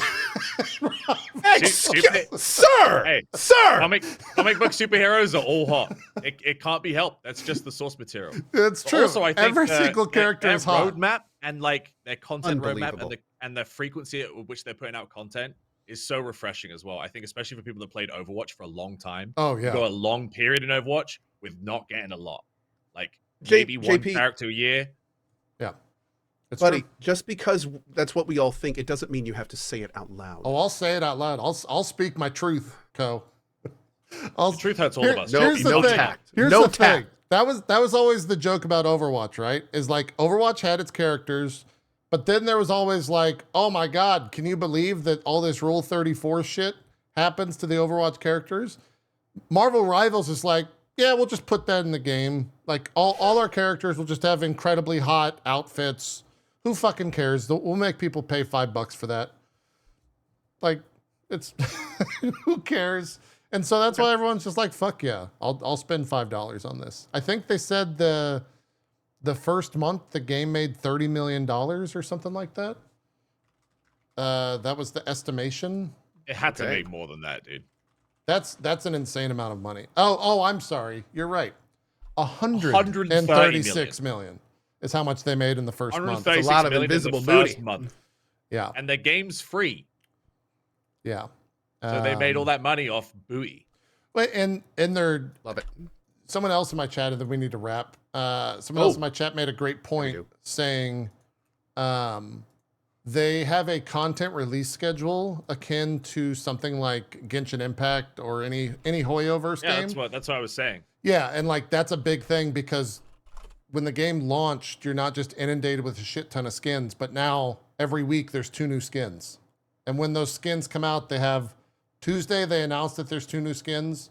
Wednesday, they announce a video for one of the skins. Thursday, they announce one of the skins, and then they're on sale. And like every time they've done that, those skins have been a banger. And then every 6 weeks, you've got a new character. Every 3 months, you've got a new battle pass, and that has skins. New character every 6 weeks? Well, there's 2 new characters for season 1 every 6 weeks. Ooh. After that, it'll be a new character every 6 weeks. It'll be a new character every 6 weeks, but the first season, they gave us 4. So instead of 2. They gave us 2, and you're getting 2 more next week or mid-February. Mid-February, yeah. So it's just, they're crushing it. They're like doing the drip marketing perfectly in that sense. So I'm still playing it. I'm still having fun. We'll see what happens when some of these other games come out in February. If they can keep it up, I think that'll be really the true test. There was kind of a content drought game-wise in January, so that it really was perfect timing for them. We will see what happens to them in February. Let's wrap. Let's get out of here and call it a show. Zeke, let's start with you. So the show is supposed to be about all the games this year, and we made it to March? No. The show is about to be all the games in February. Oh. Just good. Okay, February. that was smart. Great. Perfect. Yeah, just yeah. the 1 month. Yeah. Good deal. There's no way we can do the whole year. That's like 2 shows. Yeah. Anyways, Zeke, shoutouts. What do you got going on? Yo, what's up, everybody? Thank you guys for tuning in. My name is Ezekiel the Third. You can find me at or / Ezekiel_I on Twitch, Twitter, and YouTube. Ezekiel the Third, all spelled out. Instagram, TikTok, and Blue Sky. Thank you to Strippin for joining us today. I do appreciate it. Always cool to have you on the show and talk to you. You're such a bro. And you, personally, make me happy and feel free. Just want you to know that. Thank you. Thank you. It's a good line. We're It's in a the good line. depths of CD-ROM-a-thon.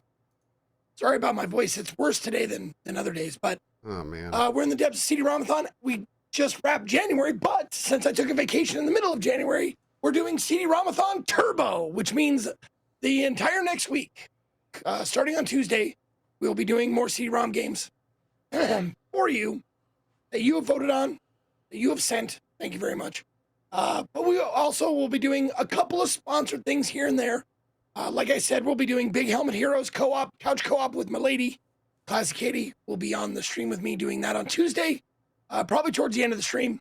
But other than that, we're doing CD-ROM games. I think maybe Wing Commander is winning the vote right now, but we will see. So, thank you for watching. See you next time. Awesome. We're doing that sponsored thing on the 6th, right? Have we talked about that? Can we talk about that at all? Ooh, what are you guys doing? Well, you're involved. You're doing it with us, Co. Yeah, you're in it. Just talking to you, man. Yeah, you're in it as well. So I guess we'll wait. But yeah, we're doing a co-op thing with me, Zeke, and Co this week. on the 6th, I think. Surprise, Co. Surprise. Yeah, surprise. Yeah, but I don't think we have a date and time or a time for it. But To be fair, I have not paid attention to anything but KCD2 for like 2 weeks, so there's a very good chance I've been told about this at some point. And there you go. Anyways, well, I'm sure we'll talk about it on Twitter, and we'll see you guys later this week. Yep. Strippin, do some shout-outs. What do you got going on? What's up, gang? I'm Strippin. Thank you, the boys, for having me on. Always good to hang out with you guys. I love you. I'm kind of doing a bit of everything this week. I'm going to be finishing Vintage Story on Monday, Street Fighter on Thursday, Monster Hunter Beta on Friday. I play a bit of everything. Feel free to come on by and just see what's going on that day. I'm basically waiting until Monster Hunter. I got three and a half weeks to go. You got to save your mental. I do. You got to be careful. You're doing too much. Yeah. Co and company. Sure. Please do some shout-outs. Hi. First of all, big thank you to Strippin. It's always awesome to have you on the show, and I hope you and your family are doing awesome. As always, thank you to JP and Zeke. You guys are great, and this show has been a lot of fun. I feel like we need to do more shows that like have themes and stuff, because I love this stuff. But anyway, I am out of here for now. I am currently playing No Man's Sky. We're going to be playing more of that. Maybe checking out a little bit of Dwarven Realms here, because they just had a season 3. And then, of course, we've got KCD2 starting at 11 a.m. ET on the 4th. We're going to be doing some multiple days of very, very long streams. Hope to see you there for them. And yeah, we've got a lot of this fun stuff in February. Avowed, Civ 7, Monster Hunter, and the thing on the 6th, and some other fun things as well. So it's going to be a good time. Hope to see you there. I am not here. Oh, wait. We are here next week, and then not the week after. Yes, we are here the 9th, not the 16th for you guys. Cool. So I will see you guys next week if I don't see you before. And as always, thank you so much for watching. We had a good time. Fantastic. By the way, I forgot to mention, I finished Indiana Jones. That game's good. Game's good. I also understand the karate commentary. Yes! Karate! I know karate. It's very good. So good. Thumbs up to that. I highly recommend you play that game if you have Game Pass. That's it. Thanks everyone so much for watching. We'll get the VOD up over on youtube.com/itmeJP if you want to watch that later. It should be up in about 30 or 40 minutes once YouTube does all its checks and balances. Strippin, are we playing League, or am I safe today? No, this is a mental health day. We're safe. Okay. Oh, God damn. We're safe, man. Look, I had to pay her $100 yesterday, so I didn't have to play that shit, you know? Yeah, but we should check out No Man's Sky later in the week. We should. Yeah, I've been influenced. I have been co-influenced. I think all of us. We're all going to be checking that out. So that's that. Thank you all for watching and listening. We'll see you guys next time. Have a good rest of your day, night, whatever time it is for you. We're out of here. Bye-bye. Bye.